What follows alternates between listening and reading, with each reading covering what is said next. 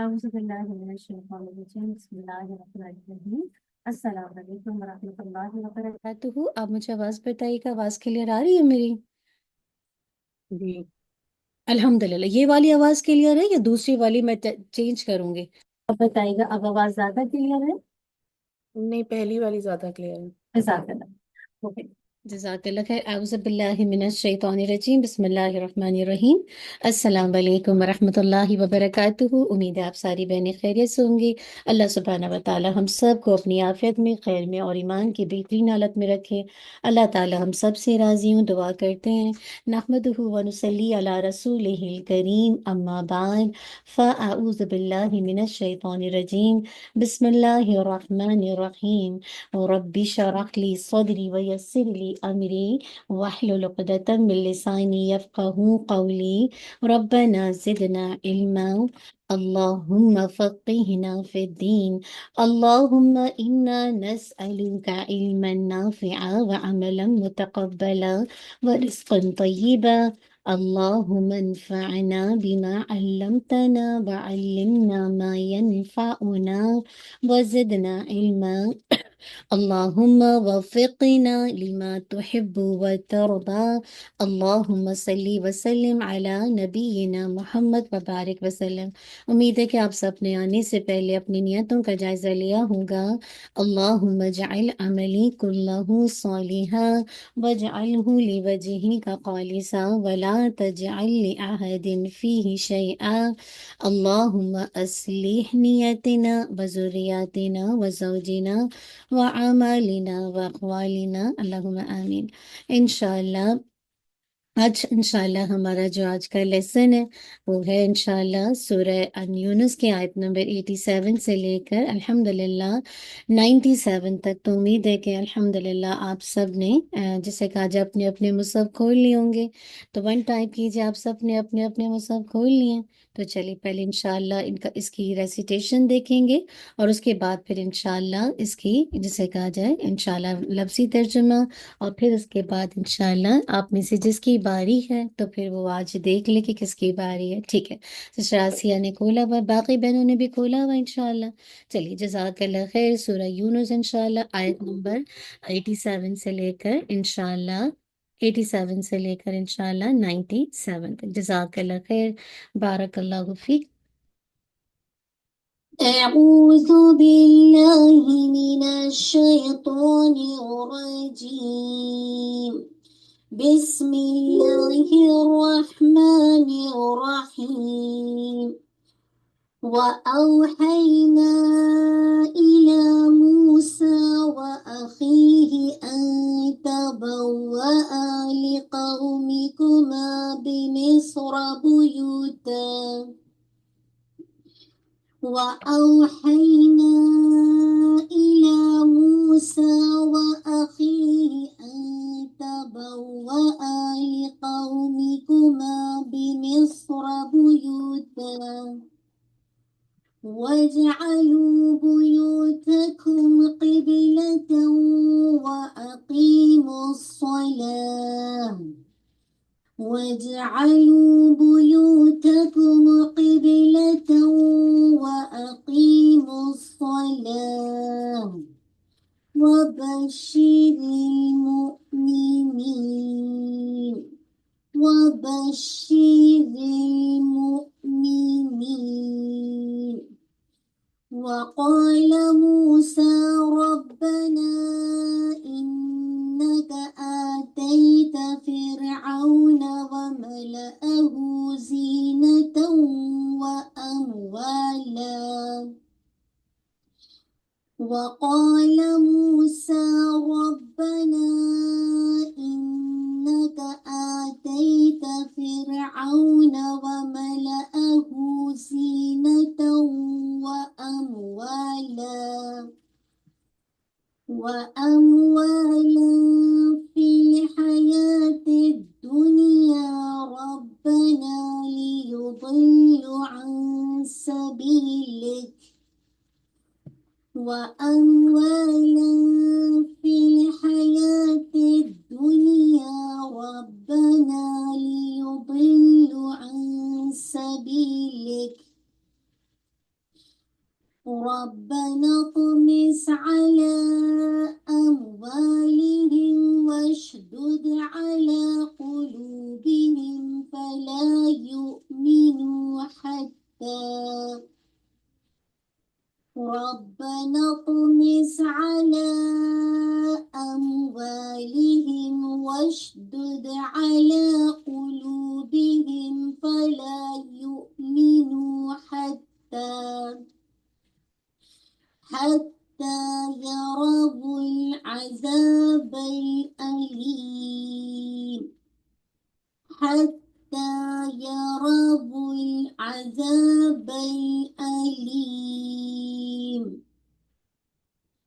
قال قد أجيبت دعوتكما فاستقيما ولا تتبعان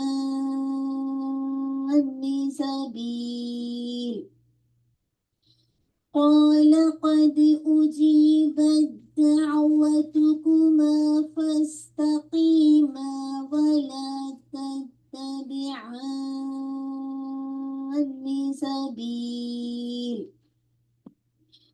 ولا تتبعان سبيل الذين لا يعلمون ولا تتبعان سبيل الذين لا يعلمون وجوزنا ببني إسرائيل البحر فأتبعهم فرعون وجنوده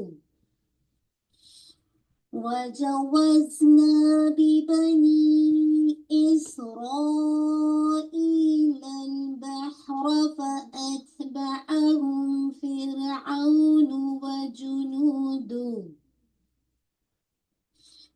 وجنوده بغيا وعدوا حتى إذا أدركه الغرق وجنوده بغيا وعدوا حتى إذا أدركه الغرق قال آمنت أنه لا إله إلا الذي آمنت به بنو إسرائيل وأنا من المسلمين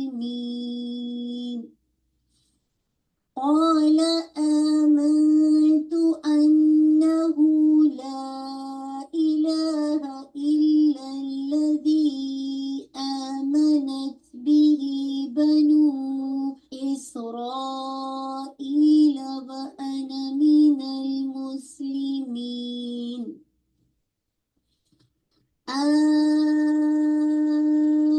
الآن وقد عصيت قبل وكنت من المفسدين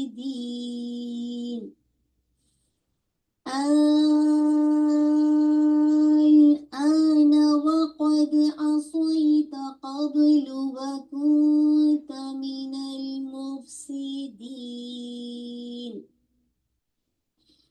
فاليوم ننجيك ببدنك لتكون لمن خلفك آية فاليوم ننجيك ببدنك لتكون لمن خلفك آية وإن كثيرا من الناس عن آياتنا لغافلون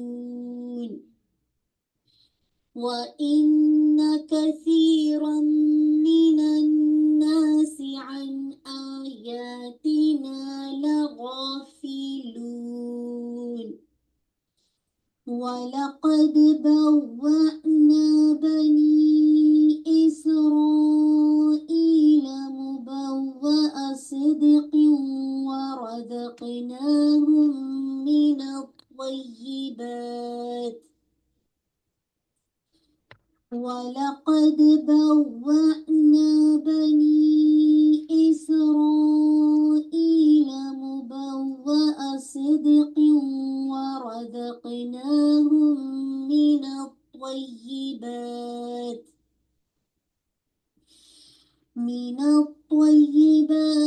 فما اختلفوا حتى جاءهم العلم من الطيبات فما اختلفوا جاءهم العلم إن ربك يقضي بينهم يوم القيامة فيما كانوا فيه يختلفون إن ربك يقضي بينهم يوم القيامة فيما كانوا فيه يختلفون فإن كنت في شك مما أنزلنا إليك فاسأل الذين يقرؤون الكتاب من قبلك فإن كنت في شك مما أنزلنا إليك فاسأل الذين يقرؤون الكتاب من قبلك لقد جاءك الحق من ربك فلا تكونن من الممترين لقد جاءك الحق من ربك فلا تكونن من الممترين ولا تكونن من الذين كذبوا بآيات الله فتكون من الخاسرين ولا تكونن من الذين كذبوا بآيات الله فتكون من الخاسرين إن الذين حقت عليهم كلمة ربك لا يؤمنون إن الذين حقت عليهم كلمة ربك لا يؤمنون ولو جاءتهم كل آية حتى يروا العذاب الأليم ولو جاءتهم كل آية حتى يروا العذاب الأليم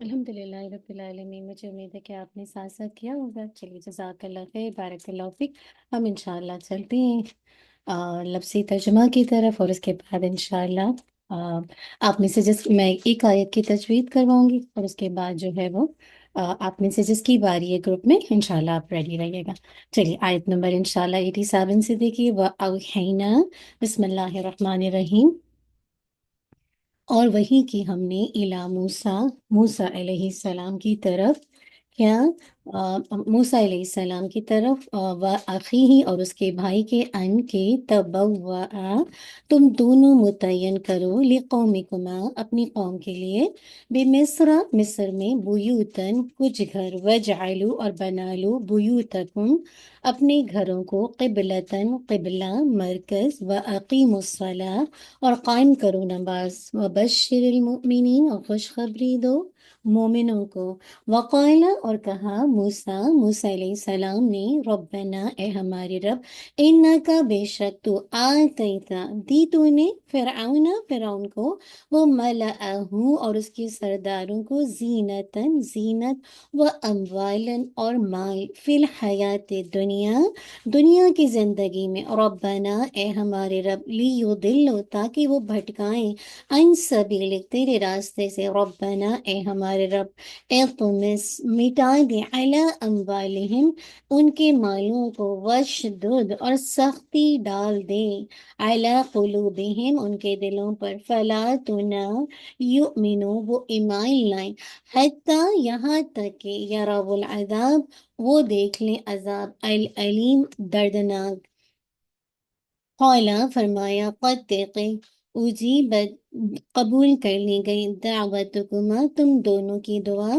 फस्तकीमा पस तुम दोनों साबित कदम रहो वला तत्तबिआनी और तुम दोनों हरगिज पैरवी करना सबील लजीना उन रास्ते की उन लोगों की ला यालमू नहीं वो इल्म रखते वजा वजना और पार करा दिया हमने भी बनी इसराइल को अल बहरा समंदर फ़अत्बअहुम फिर पीछा किया उनका फिरऔन ने और जुनूदुहु और उसके लश्करों ने बग़यन सरकशी व अदवन और ज्यादती से हत्ता यहाँ तक कि इज़ा जब अदरकहु पा लिया उसे अलगरक गर्क होने ने कौला वो बोला आमंतु मैं ईमान ले आया अन्नहु कि बेशक वो ला नहीं इला कोई इला इल्ला मगर अल्लजी वो जो आमनत ईमान लाए बिही जिस पर बनी इसराइल व अना और मैं मिनल मुस्लिमीन मुसलमानों में से हूँ अल आना क्या अब वक़द और हालांकि तहकीक असैता नाफरमानी की तूने कब्ल इससे पहले वकुंता और था तू मिनल मुफसिदीन फसाद करने वालों में से फलियौमा तो आज नुनजी का हम बचा लेंगे तुझे बेबदनी का साथ तेरे बदन के लिए तकूना ताकि तू हो जाए लीमन उनके लिए जो खल्फा का तेरे बाद हो आया एक निशानी व इन्ना और बेशक कसीरम बहुत से मिनन्नासी लोगों में से अन आयातिना हमारी आयात से लगाफिलून अलबत्ता गाफिल है वला कदर अलबत्ता तहकीक बवाना ठिकाना दिया हमने बनी इसराइल को मुबव्वा ठिकाना सिदक़न सच्चा व रज़क़नाहुम और रिज़्क़ दिया हमने उन्हें मिन तय्यिबाति पाकीज़ा चीज़ों में से फमा तो नहीं इख्तलफ उन्होंने इख्तिलाफ किया हत्ता यहाँ तक कि जाअहुमुल इल्म आ गया उनके पास इल्म इन्ना रब्बका बेशक उन आपका रब यक़दी वो फैसला करेगा बैनहुम उनके दरमियान यौमुल क़ियामा क़यामत के दिन फीमा उसमें से जो कानून थे वो फीही जिसमें यख्तलिफून व इख्तिलाफ करते फ़इन फिर अगर कुंता है आप फी शक्किन किसी शक में मिम्मा उसके बारे में जो अंजलना नाजिल किया हमने इलई का आपकी तरफ फसअल फसअलिल्लज़ीना तो पूछ लिए उन लोगों से जो यक़रऊना पढ़ते हैं अल किताबा किताब मिन क़ब्ली का आपसे पहले लक़द अलबत्ता तहक़ीक़ जाअका आ गया आपके पास अल हक़ हक़ में रब्बी का आपके रब की तरफ से फला तकूनन्ना पस हरगिज़ न आप हो मिनल मुमतरीन शक करने वालों में से वला तकूनन्ना और हरगिज़ न आप हो मिनल लज़ीना उनमें से जिन्होंने कज़्ज़बू जुटलाया बि आयातिल्लाही अल्लाह की आयात को फतकूना वरना आप हो जाएंगे मिनल खासिरीन खसारा पाने वालों में से इन्ना बेशक अल्लज़ीना वो लोग जो हक़ साबित हो गई अलैहिम उन पर कलिमतु बात रब्बी का आपके रब की ला युमिनून नहीं वो ईमान लाएंगे वलाउ और अगर जाजाअतहुम आ जाए उनके पास कुल्लु आयतिन हर निशानी हत्ता यहाँ तक कि यराबुल अज़ाब वो देख ले अजाब को अल अलीम दर्दनाक। चलिए इंशाल्लाह यहाँ तक हमने कर लिया। आप में से कोई भी वॉलंटियर कर ले और इसका जो है वो रूट वर्ड बता दे। कोई भी हैंड रेज कर ले इंशाल्लाह। जी कौन करेगा इसका लफ्ज़ी तो वो रूट वर्ड कौन करेगा? शाबाश। आप में से कोई वॉलंटियर करेगा रूट वर्ड के लिए? चलिए इंशाल्लाह। जी आप में से कोई है? आप लोग आवाज़ सुन रहे हैं ना मेरी? मुझे बताइए। शाबाश।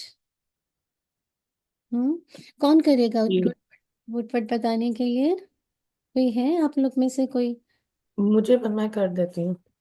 चलें ठीक है इंशाल्लाह। नादिया आप कर दीजिए। जज़ाकल्लाहु खैर बारकल्लाहु फीक। आयत नंबर देखिए इंशाल्लाह। आयत नंबर 87 से व औहैना वही वाव हाया। वाओ हाया ठीक है तबव्वा तबवा ताभावा बा वाओ बाबा ठीक है बा वाओ हमजा हमजा। ठीक है। अच्छा, आगे देखिए, बुयूतन, बैत बा जाता। बा या ता, ठीक है। अच्छा, आ जाते हैं आ तईता। ओके, आता ही था। जी, हम ये है ना, इसके साथ ही ये देखिए, आ, ये आयत आयत नंबर 88 के अंदर देखिए, आ तईता हमजा ताया। हमजा ताया, शाबाश। आगे देखते हैं, आगे देखते हैं, ले युदिल्लु, नीचे दिल्लू दौल लाम लाम। बहुत, जी, लाम लाम, ठीक है। इत्मिस, इतमिस तम्स तीन तो मीम सीन। ओके, अल्हम्दुलिल्लाह, पा मीम एन सीन, ठीक है। आगे देखते हैं इंशाल्लाह, वशदुद, वशतुद शीन दाल दाल। शीन दाल दाल, ठीक है, बारकल्लाहु फिक। आगे देखते हैं इंशाल्लाह, उजी उजीबत, नेक्स्ट आयत में ओके उजीबत। इसी हाँ। नेक्स्ट टाइम में आइए, हाँ, एटी हाँ नाइन जी। जीम जीम याल बा।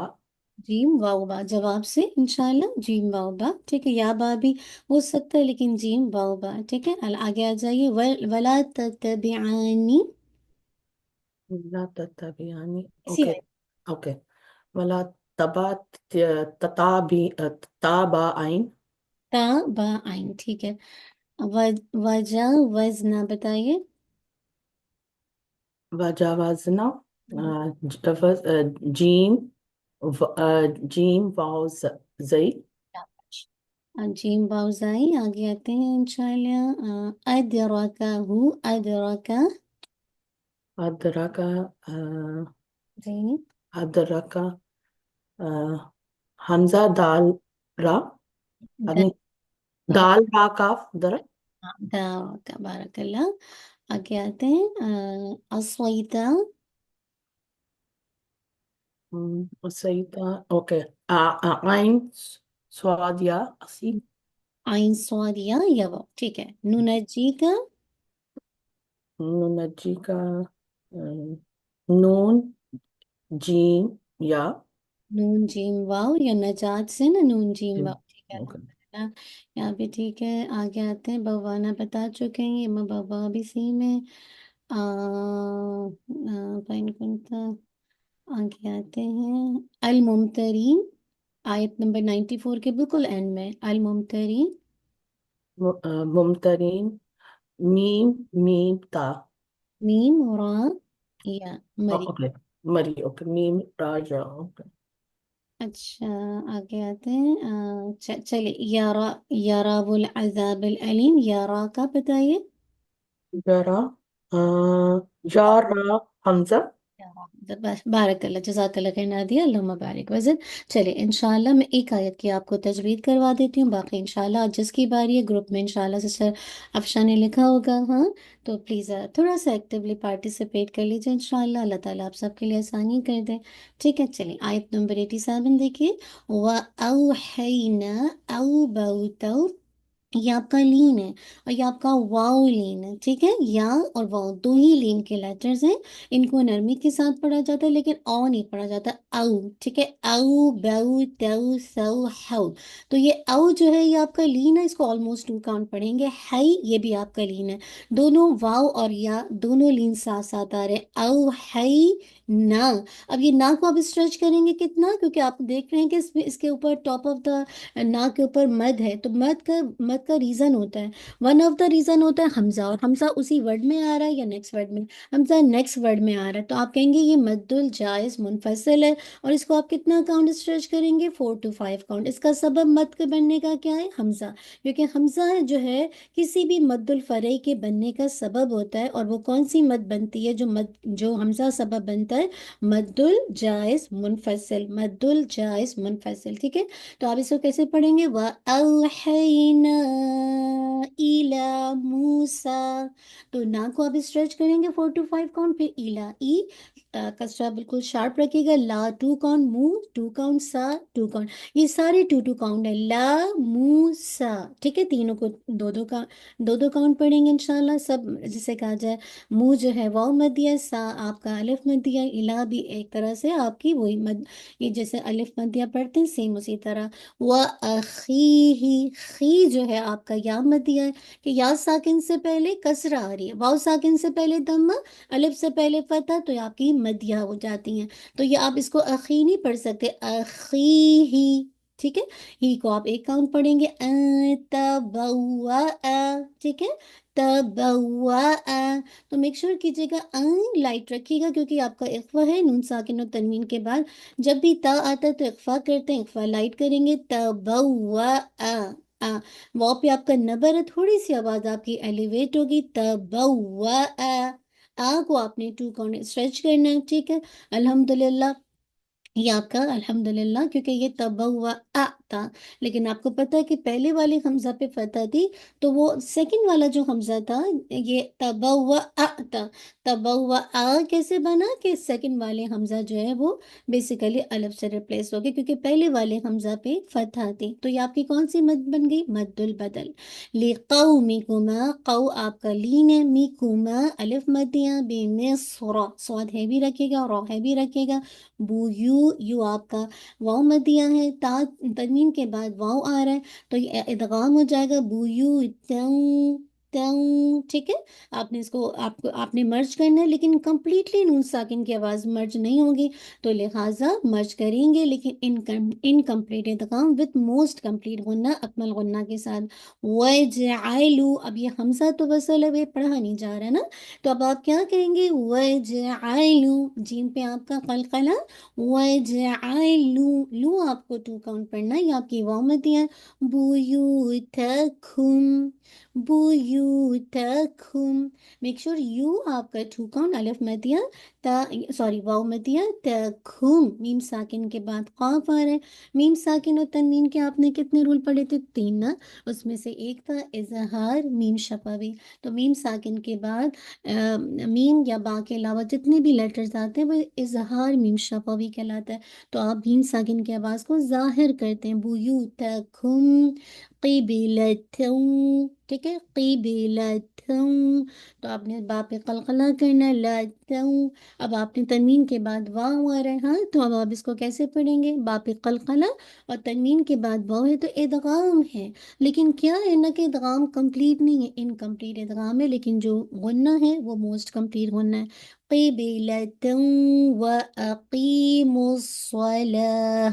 ٹھیک ہے، قی آپ کا کی نہیں ہونا چاہیے، قی قی یا مدیہ. ٹھیک ہے، مصولا حمزۃ الوصل پڑھا نہیں جا رہا کیونکہ لام کا ادغام ہو گیا ہے تو مصولا. ٹھیک ہے، مصولا سواد کو ہے بھی رکھیے گا لا پہ. جب آپ اس کو روکیں گے تو مد العارض للسکون بنے گی. ٹھیک ہے، وَأَقِیمُوا الصَّلَاةَ. ٹھیک ہے، ایسے کر کے آپ اس کو 2 4 6 کاؤنٹ کر کے روکیں گے اور ہاں یہ جو تا ہے یہ ہاں میں کنورٹ ہو جائے گا. پھر کیا؟ وَبَشِّرِ الْمُؤْمِنِينَ. تو را پہ باؤنس نہیں کیے گا، بشیرل ریل نہیں. تھوڑا سا ٹائم دیجیے گا. ریل حمزہ پہ جب بھی سکون ہوتی ہے اس پہ جھٹکا دیتے ہیں اور پھر آپ اس کو جب روکیں گے نین کر کے تو آپ کو ناقص کو نہ بھی کرنا ہے اور ساتھ میں جو ہے وہ آپ کی مد العارض للسکون بن جائے گی. ٹھیک ہے، چلیے آج آپ کی میں سے جس کی باری ہے پلیز آپ گیٹ ریڈی آئیے. آپ میں سے کس کی باری ہے ریسیٹیشن کی؟ جی سسٹر فاطمہ، السلام علیکم ورحمۃ اللہ وبرکاتہ. سسٹر عظما. میری باری ہے. الحمدللہ. ٹھیک ہے سسٹر عظما پلیز آپ انشاءاللہ ریڈ کیجیے. اعوذ باللہ من الشیطان الرجیم. وأوحينا إلى موسى وأخيه أن تبوأ لقومكما وأخيه أن تبوأ لقومكما بمصر لقومكما بمصر بيوتا واجعلوا بيوتكم قبلة وأقيموا الصلاة وبشر المؤمنين. माशाल्लाह बारकल्लाह सिस्टर उस्मा, अल्लाह मुबारक फजीद, माशाल्लाह ला कुव्वता इल्ला बिल्लाह, बहुत अच्छा पढ़ा अल्हम्दुलिल्लाह। आप में से कोई करेक्शन करेगा? जी, कोई करेक्शन करना चाह रहे हैं? शाबाश बताइए। जी सिस्टर फातिमा, इसमें माशाल्लाह बहुत अच्छा पढ़ा। सिर्फ ये बी में यहाँ पे स्वाद इतना हैवी नहीं लगा, और दूसरा इस पे एक जगह पे होल्ड कम था, ये जो बुयूतकुम यहाँ पे इसके बाद खौफ क़िबला, इससे यहाँ पे कुम पे होल्ड कम लगा। ठीक बाकी है, माशाल्लाह मुझे ठीक लगा। ठीक है, बारकल्लाह। और कोई बताएगा? जी सिस्टर उस्मा, ओवरऑल माशाल्लाह ला कुव्वता इल्ला बिल्लाह, बहुत अच्छा पढ़ा। व औहैना ना का थोड़ा सा काउंट मुझे थोड़ा कम लग रहा था। और यहाँ पे देखिए, जैसे जैसे बी में सरा स्वाद यहाँ पे लाइट था, मतलब इसी तरह अस्सला के अंदर भी व अकीमुस्सला, ठीक है, स्वाद थोड़ा लाइट था इसके अंदर। और बशरिल के अंदर थोड़ा सा लाम मुझे बाउंस फील हो रहा था। वह बशीरिल रिल, ठीक है, रेल हो रहा था, थोड़ा सा हिल रहा था लाम का मखरज ना, तो थोड़ा सा इसको होल्ड कर लीजिएगा। ओवरऑल माशाल्लाह ला कुव्वता इल्ला बिल्लाह, बारकल्लाह, बहुत अच्छा पढ़ा, अल्लाह मुबारक वज़ीद। जी, नेक्स्ट आ जाइए। जज़ाकल्लाह खैर उस्मा सिस्टर। आज किसकी बारी है सिस्टर उस्मा के साथ? सेकंड कौन है पेयर? मरियम की बारी है। मरियम शायद मरियम, नहीं है। मरियम नहीं है आज? चलिए, नहीं, मरियम कोई नहीं है और, यहाँ पे। कोई और ट्राई करेगा या छोड़ दें? आप बताइए, कौन कोई पढ़ना चाह रहे, वॉलंटियर करना चाह रहे? जी शाबाश, आप में से कोई भी सिस्टर? जी मैं कर लूं? ठीक है, आफिया आप कर लीजिए, आयत नंबर 88। وقال موسى ربنا إنك ربنا إنك آتيت فرعون میں کیا پڑھ رہی ہوں؟ وملأه زينة وأموالا في الحياة الدنيا ربنا ليضلوا عن سبيلك ربنا اطمس على أموالهم واشدد على قلوبهم فلا يؤمنوا حتى يروا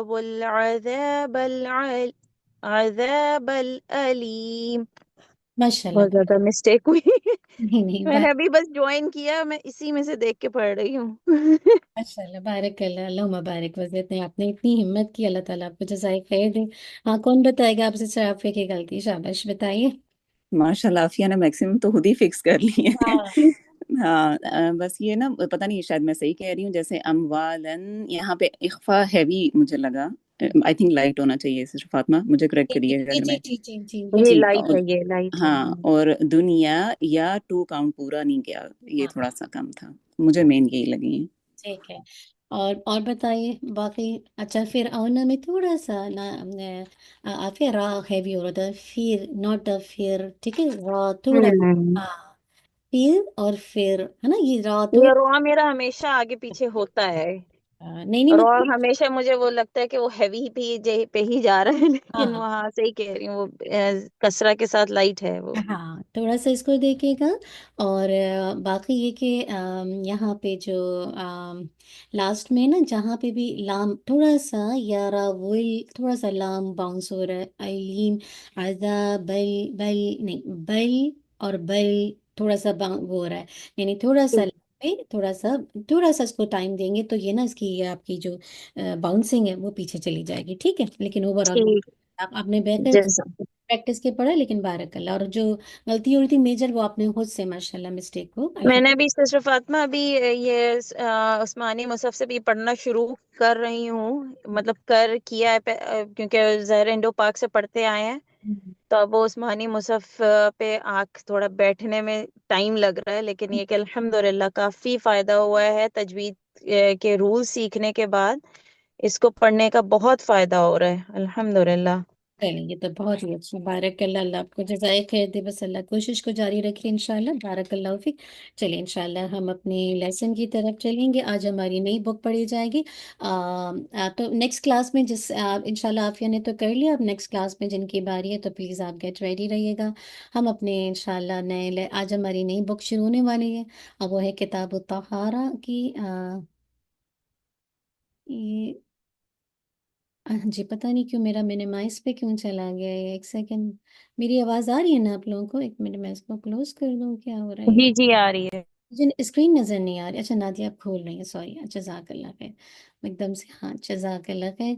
तो इंशाल्लाह आज हम नई बुक शुरू करने वाले हैं। 10 मिनट्स हमारा इसका सेशन होगा। इस सेशन का भी आपको बड़ा फ़ायदा होगा, आप देखिएगा। हम सबको पता तो बहुत सारी चीज़ें, लेकिन एवरी टाइम रिमाइंडर मोमेंट को फ़ायदा देते हैं, हम सबको फ़ायदा देते हैं। हाँ, तो इंशाल्लाह इंशाल्लाह आज हम देखेंगे कि इंशाल्लाह नई बुक शुरू करने जा रहे हैं किताब तहारा की, जो कि बहुत ही अहम है, और इसमें तहारत के बहुत सारे मसाइल हैं जो आपको इंशाल्लाह एकदम एक तरह से रिफ्रेश कर देंगे, और अगर कोई बात नहीं पता तो इंशाल्लाह पता चल जाएगी। तो तहारत के मसाइल, तहारत जो है हम सब जानते हैं, थोड़ा सा इसका आज इंट्रो देखेंगे कि तहारत जो है वो ईमान का हिस्सा है। पाक और साफ रहना ये एक मुसलमान कौम का शुआर है। अल्लाह ताला ने कुरान पाक में ऐसे लोगों की तारीफ बयान की, याद रखिए, जो पाक और साफ रहते हैं। और हदीस में आता है कि मदीना मुनव्वरा के करीब एक बस्ती जिसे क़ुबा कहा जाता है, वहाँ के लोग नमाज के लिए बाकायदा तहारत का बहुत ज़्यादा एहतमाम करते थे, जिस पर अल्लाह सुब्हानहू व तआला ने कुरान मजीद में उनकी तारीफ यूं बयान की, फ़ीही रिजालुन युहिब्बूना अन यततहहरू वल्लाहु युहिब्बुल मुततहिरीन। मस्जिद क़ुबा में ऐसे लोग हैं जो नमाज पढ़ते हैं, जो तहारत को बहुत पसंद करते हैं, और अल्लाह ताला तहारत करने वालों को पसंद करता है। ये सूरह तौबा की आयत है 108। तो क्या बात पता चली यहाँ तक के लिए कि अल्लाह जो लोग पाकीज़गी इख्तियार करते हैं, जो तहारत का एहतमाम करते हैं, उनको पसंद करता है। और सबसे बढ़कर तहारत हमारे ईमान का हिस्सा है। इसी तरह अगर आपको याद है कि जब दूसरी वही अल्लाह के नबी सल्लल्लाहु अलैहि वसल्लम पर नाजिल हुई, तो आप सल्लल्लाहु अलैहि वसल्लम को नबूवत की भारी जिम्मेदारियां पूरी करने के लिए जो गाइडलाइंस दी गई थी, उनमें से एक ये थी, वो क्या, वसियाबक फताहिर व रुज्ज़ फहजुर। ए नबी, अपने कपड़े साफ रखिए और गंदगी से दूर रहिए। कितनी बड़ी बात है कि वही जो आप पर आ रही थी, नाजिल हो रही थी, एक नबूवत की बाहरी जिम्मेदारी आप पर डाली जा रही थी, उससे पहले आपको कुछ गाइडलाइन दी गई कि भाई अगर आप पर ये काम, ये जिम्मेदारी सौंपी जा रही है, तो ये गाइडलाइंस पहले लीजिए ताकि इस जिम्मेदारी को आप अच्छे से फुलफिल कर सकें। और वो क्या था, अपने कपड़े साफ रखिए और गंदगी से दूर रहिए। यहाँ पे रुककर हम सब के लिए एक सवाल है, हम में से जो भी इस वही के बोझ को लेना चाहता है, मुराद है कि इस दीन के काम को करना कराना चाहता है, तो उसको ज़रूरी है कि वो अपने अपने लिबास को साफ रखे, अपने आप तहारत का एहतमाम करे, अपने लिबास को भी साफ रखे और अपने जिस्म को भी साफ रखे। हर तरह की निजासत से, गंदगी से दूर रहिए, क्योंकि इसके बगैर आप ये काम कर ही नहीं सकते जब तक आप अपने आप को खूब पाक और साफ ना रखें। तो ये हमारे दीन का शुआर है। फिर आप देखिए कि अल्हम्दुलिल्लाह इससे एक बात बहुत अहम पता चलती है कि दीन इस्लाम की तमाम तर इबादत का इन्हिसार किस चीज़ पर है, तहारत और पाकीज़गी पर। याद रखिए, रूह का तज़किया और लिबास और जिस्म की तहारत दोनों क्या है, लाजिम व मलजूम है। जैसे हमारी रूह, हमारी जो सोल है, उसका तज़किया ज़रूरी है ना, रूह की ग़िज़ा क्या है, ये अल्लाह का कलाम। हाँ, लेकिन साथ साथ लिबास और जिस्म की तहारत ये भी बिल्कुल लाजिम व मलजूम है। ऐसा नहीं कि आप दीन पढ़ने पढ़ाने का काम करते हैं, अल्लाह ताला के जिन से लोग, जैसे अल्लाह ताला के जिन से लोगों को अल्लाह की तरफ बुलाते हैं, उनकी रूह का तज़किया करते हैं, लेकिन आप खुद गंदे संदे हाल में, हाँ, आपके जिस्म से स्मेल आ रही है, आपके कपड़ों से स्मेल आ रही है, तो फिर वही बात है कि ये तो फिर ईमान का हिस्सा है, तो ईमान तो मुकम्मल नहीं है।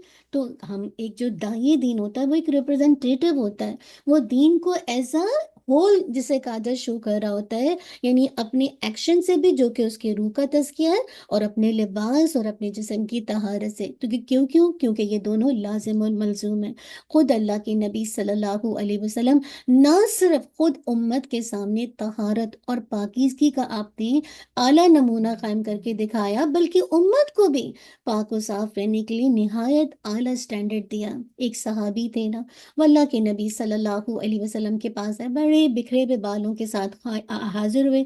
آپ صلی اللہ علیہ وسلم کو اچھا نہیں لگا نا، آپ کو ناگوار سا معلوم ہوا، تو آپ نے اسے بال سنوارنے کا حکم دیا۔ جب وہ دوبارہ حاضر ہوئے تو فرمایا یہ جو بڑا گندا بال ہے نا، یہ بکھرے ہوئے بال، اس طرح یہ کیا شیطانی فعل ہے، یعنی بالوں کو بکھیر کے رکھنا، انہیں صاف نہ کرنا، ان کو نہ سنورنا، اس کا اسلام سے کوئی تعلق نہیں ہے۔ کیونکہ اکثر ہم دین کا جو لبادہ اوڑھ کے دوسروں کو دکھاتے ہیں، وہ کیا کہ عجیب حال ہے، نہ ہمارے ابائے سے اسمیل ہے تو ہمارے حال حلیے سے بھی ایسے لگے کہ لوگ ہمیں خیرات دینا شروع کر دیں۔ ہاں، یہ والی کیفیت نہیں ہوتی۔ مومن کے پاس جو بھی کپڑے ہوتے ہیں وہ صاف ستھرے ہوتے ہیں، لباس بھی، جسم بھی، اور ساتھ اس کے بال بھی سمٹے ہوئے ہوتے ہیں۔ تو یاد رکھیے، بالوں کو بکھیر کے رکھنا ایک شیطانی فعل ہے، اس کا اسلام سے کوئی تعلق نہیں ہے۔ اسی طرح ایک اور صحابی تھے، بڑے گندے کچیلے بوسیدہ کپڑے پہنے، اللہ کے نبی صلی اللہ علیہ وسلم کے پاس حاضر ہوئے۔ پوچھا کیا تمہارے پاس مال نہیں؟ اللہ کے نبی نے پوچھا کیا مال نہیں ہے؟ انہوں نے عرض کیا بہت کچھ ہے، اونٹ بھی ہیں، گھوڑے بھی ہیں، بکریاں بھی ہیں، غلام ہیں، سب کچھ ہے۔ آپ صلی اللہ علیہ وسلم نے فرمایا تو پھر تمہارے رہن سہن سے اللہ کی انعامات کا اظہار ہونا چاہیے۔ یعنی اللہ نے جب تمہیں اتنا کچھ دے رکھا ہے اور تم اتنے فقیروں کے حال میں، اتنے بوسیدہ، اتنے گندے کچیلے حال میں نظر آ رہے ہو، تو یہ تو اللہ کی نعمت کی شکر گزاری ہے ہی نہیں۔ آپ دیکھیے، آپ نے کہا کہ اللہ تعالیٰ کے جو انعامات ہے اس کا تمہارے رہن سہن پہ اظہار ہونا چاہیے، کہ اللہ تعالیٰ نے تمہیں جو کچھ دیا یہ تکبر کے لیے نہیں، یہ اللہ کی نعمت کی شکر گزاری کے لیے۔ تو خود اللہ کے نبی صلی اللہ علیہ وسلم طہارت، صفائی، نفاست کا اس قدر اہتمام فرماتے تھے کہ اس سفر میں بھی جو بنیادی بیسک ضرورت کی چیزیں ہوتی تھیں، جیسے تیل ہے، کنگھی ہے، سرما ہے، قینچی ہے، مسواک، آئینہ، ہمیشہ اپنے ساتھ لے کر رکھتے تھے۔ آج کل آپ دیکھیے کچھ عرصے سے یہ بات بہت تیزی کے ساتھ جسے کہا جائے رواج پا رہی ہے، کہ سفر کے دوران لوگ اپنا چھوٹا سا بیوٹی باکس کٹ سی رکھ لیتے ہیں، اور جس میں ضرورت کی تمام چیزیں اپنے پرس میں رکھ لیتے ہیں۔ اسی طرح آپ دیکھیں، اب جہاز بھی اگر آپ عموماً دیکھیں تو یہ بھی چھوٹی موٹی آپ کو کٹ فراہم کرتے ہیں، جس میں آپ کی بیسک نیڈ کی ضرورت کی چیزیں ہوتی ہیں۔ لیکن آپ دیکھیے نبی صلی اللہ علیہ وسلم کے مزاج مبارک میں اس قدر صفائی اور طہارت تھی کہ نہ صرف یہ کہ گھر میں، بلکہ سفر میں بھی آپ ان چیزوں کا اہتمام کرتے تھے، اپنے ساتھ رکھتے تھے۔ عائشہ رضی اللہ عنہا فرماتی ہیں کہ آپ صلی اللہ علیہ وسلم جب سو کر اٹھتے تو پہلا کام کیا کرتے؟ مسواک کرتے۔ جب باہر سے گھر تشریف لاتے واپس تو پہلا کام کیا کرتے؟ مسواک فرماتے۔ حتیٰ کہ آپ کی جو حیات طیبہ ہے اس کا جو آخری عمل بھی تھا وہ کیا تھا؟ مسواک کرنا تھا۔ اور مسواک کے بارے میں آپ کو پتہ نا کتنی تحقیقات ہوئی ہیں، اور اس کے مطابق خاص کر پیلوں کی مسواک، جس میں 19 قسم کے مختلف کیمیکلز ہوتے ہیں، اور جن میں سے بعض ایسے قدرتی جسے کہا جائے اینٹیسیپٹک ہوتے ہیں، جو ایک طرح سے پینسلن کا کام کرتے ہیں، یعنی بیسیکلی اینٹی بایوٹک کا کام کرتے ہیں۔ ہاں، تو مسواک کے اندر ایسے کیمیکلز ہیں کہ اگر آپ اس کو ریگولر بیسس پہ استعمال کریں تو منہ کے اندر جو بیکٹیریا ہیں ان کو کل کر دیتا ہے، بہت سے انفیکشن خود بخود ختم ہو جاتے ہیں، اسمیل ختم ہو جاتی ہے۔ اسلام کے برعکس دیکھیں جو دیگر مذاہب ہیں، ہاں اگر ہم کمپیریزن کریں دوسرے مذاہب کے ساتھ، تو ان کے ہاں طہارت کا وہ اہتمام نہیں پایا جاتا جو اسلام نے زور دیا ہے۔ آپ دیکھیں کہ اب اگر آپ قرون وسطیٰ کے جسے کہا جائے مڈل ایج میں، جو مڈل ایسٹ کے، یعنی جو وسطیٰ کی یعنی درمیانی جو دور ہے یورپ کا، اس کا بیشتر حصہ بالکل ایسا رہتا تھا جیسے راہ جنگل میں، ایک بیابان میں۔ ہاں، اس قدر غلیظ سے ان کے یہاں کوئی صفائی کا انتظام نہ تھا، نہ گندے پانی کو نکالنے کے لیے کوئی بھی نالیوں کا رواج تھا۔ ہاں، عوام جو تھی بس ایک ہی لباس سالہ سال پہنتی تھی، جسے وہ دھوتے بھی نہیں تھے، اور نتیجہ کیا ہوتا؟ وہ سیدھا گندیدہ اور بدبودار ہو کر جسے کہا جائے ان کے جسم سے اس قدر اسمیل آتی تھی، اور اس نہانے کو، صاف ستھرا رہنے کو ان کے یہاں بڑا گناہ سمجھا جاتا تھا۔ ہاں، اب امیجنیشن میں لائیے، اپنے آپ کو کلین کرنا یہ ان کے یہاں بہت بڑا گناہ سمجھا جاتا تھا۔ اگر کوئی بھی وہاں کا، جو آپ کو پتہ ہے عیسائیوں کے کنگ ہوتے ہیں، بادشاہ ہوتے ہیں نا، اگر وہ ان میں سے کوئی شاور لے لیتا، غسل کر لیتا، تو اس پر جسے کہا جاتا کہ یہ مسلمانوں کی تہذیب کو اچھا سمجھتا ہے۔ ہاں، اور اس طرح ہر روز نہ آتا ہے، تو پھر ایسے لوگوں کو وہ کفر کا فتویٰ دے دیتے تھے، اور کہتے تھے یعنی ایک طرح سے ان کو اپنے جو کرسچن ہے اس سے نکالتے تھے، اور کہتے تھے یہ مسلمانوں کی تہذیب کو پسند کرتا ہے، ہر روز نہاتا ہے۔ تو ایسے کافروں کو سزا دینے کے لیے پھر وہ باقاعدہ سے جسے کہا جائے ان کو ایک طرح سے قید کیا جاتا، ان کو سزائیں دی جاتی، اور یہ بہت تیزی کے ساتھ جسے کہا جا ہوتا۔ تو یاد رکھیے، ہم جس تہذیب کے ساتھ اتنی آنکھیں اٹھا کے دیکھتے ہیں، وہاں پہ دیو حمام کا تو اس وقت کوئی اہتمام بھی نہیں تھا۔ ہاں، کس طرح سے اگر کوئی بادشاہ کبھی نہا لیتا تو اس کو کس طرح کفر کا فتویٰ دیا جاتا۔ اس قوم کی جس کی تہذیب اور تمدن کی طرف عرصہ دراز سے مسلمان پلٹ کر دیکھ رہے ہیں، کسی طرح ویزا لگ جائے اور ہم وہاں پہنچ جائیں۔ ہاں، لیکن حقیقی معنوں میں وہاں طہارت اور پاکیزگی کا اہتمام نہیں ہے۔ یہی وجہ ہے کہ اتنے امراض، ایسے امراض، ایڈز وغیرہ کتنی تیزی کے ساتھ جسے کہا جائے بڑھتے جا رہے ہیں مسائل۔ ہاں، آپ دیکھیں وہاں کی وجہ کیا ہے؟ نجاست، یعنی کہنے کا مقصد ہے اوپر سے تو ظاہری طور پر اپنے آپ کو اب چمکایا ہے، لیکن آپ دیکھیں اندرونی طور پر کیا کچھ نجاستیں ہیں نا۔ سیم اسی طرح اپنے آپ نیبر ملک کو دیکھ لیجئے، ہندوستان کو دیکھ لیجئے، کہا جاتا ہے کہ وہاں ہر روز وہ لوگ اپنا پیشاب پیتے ہیں۔ وہاں کا جو وزیر اعظم ہے وہ اپنا پیشاب پیتا، اس کے بارے میں آتا، ایک نیوز کے اندر آ رہا تھا۔ اور ان کی، آپ کو پتہ ہے نا، جو گائے کا گوبر ہوتا ہے، پیشاب، ان کو بڑا تبرک سمجھا جاتا ہے، اور بعض اوقات ایسے جو حلوائی ہیں ہندو، وہ برکت کے حصول کے لیے مٹھائیوں میں گائے کا پیشاب چھڑکتے ہیں۔ امیجنیشن میں لائیے، اسی طرح کچھ اور ہمارے مذاہب میں، جن میں بالوں کو صاف کرنا، چاہے وہ انڈر آرم ہو، چاہے وہ انڈر نیچے کے سائڈ پر ہو، چاہے کسی طرح کے بال ہے نا، ان کو صاف کرنے کا کوئی تصور نہیں ہے۔ سکھ مذہب میں دیکھ لینا، ہاں، بغل کے نہ بال صاف کر سکتے ہیں، نہ انڈر آرم بال صاف کر سکتے ہیں۔ ہاں، اگر کوئی اس طرح کرتا ہے تو یہ مذہب سے خارج ہو جاتا ہے۔ یہ کمپیریزن میں کیوں کر رہی ہوں؟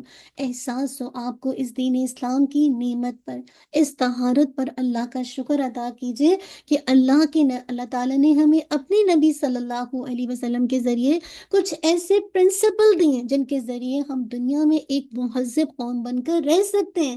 لیکن افسوس کیا ہے آج کے دور میں، جہاں ظاہری صفائی ستھرائی کا اہتمام نہیں کیا جاتا، وہاں باطن، اندر کی جو تزکیہ ہے، اس کا عمل بھی بالکل ختم ہوتا جا رہا ہے۔ کیوں؟ کیونکہ اندر کی صفائی اور باہر کی صفائی دونوں ساتھ ساتھ ہیں، دونوں لازم ملزوم ہیں۔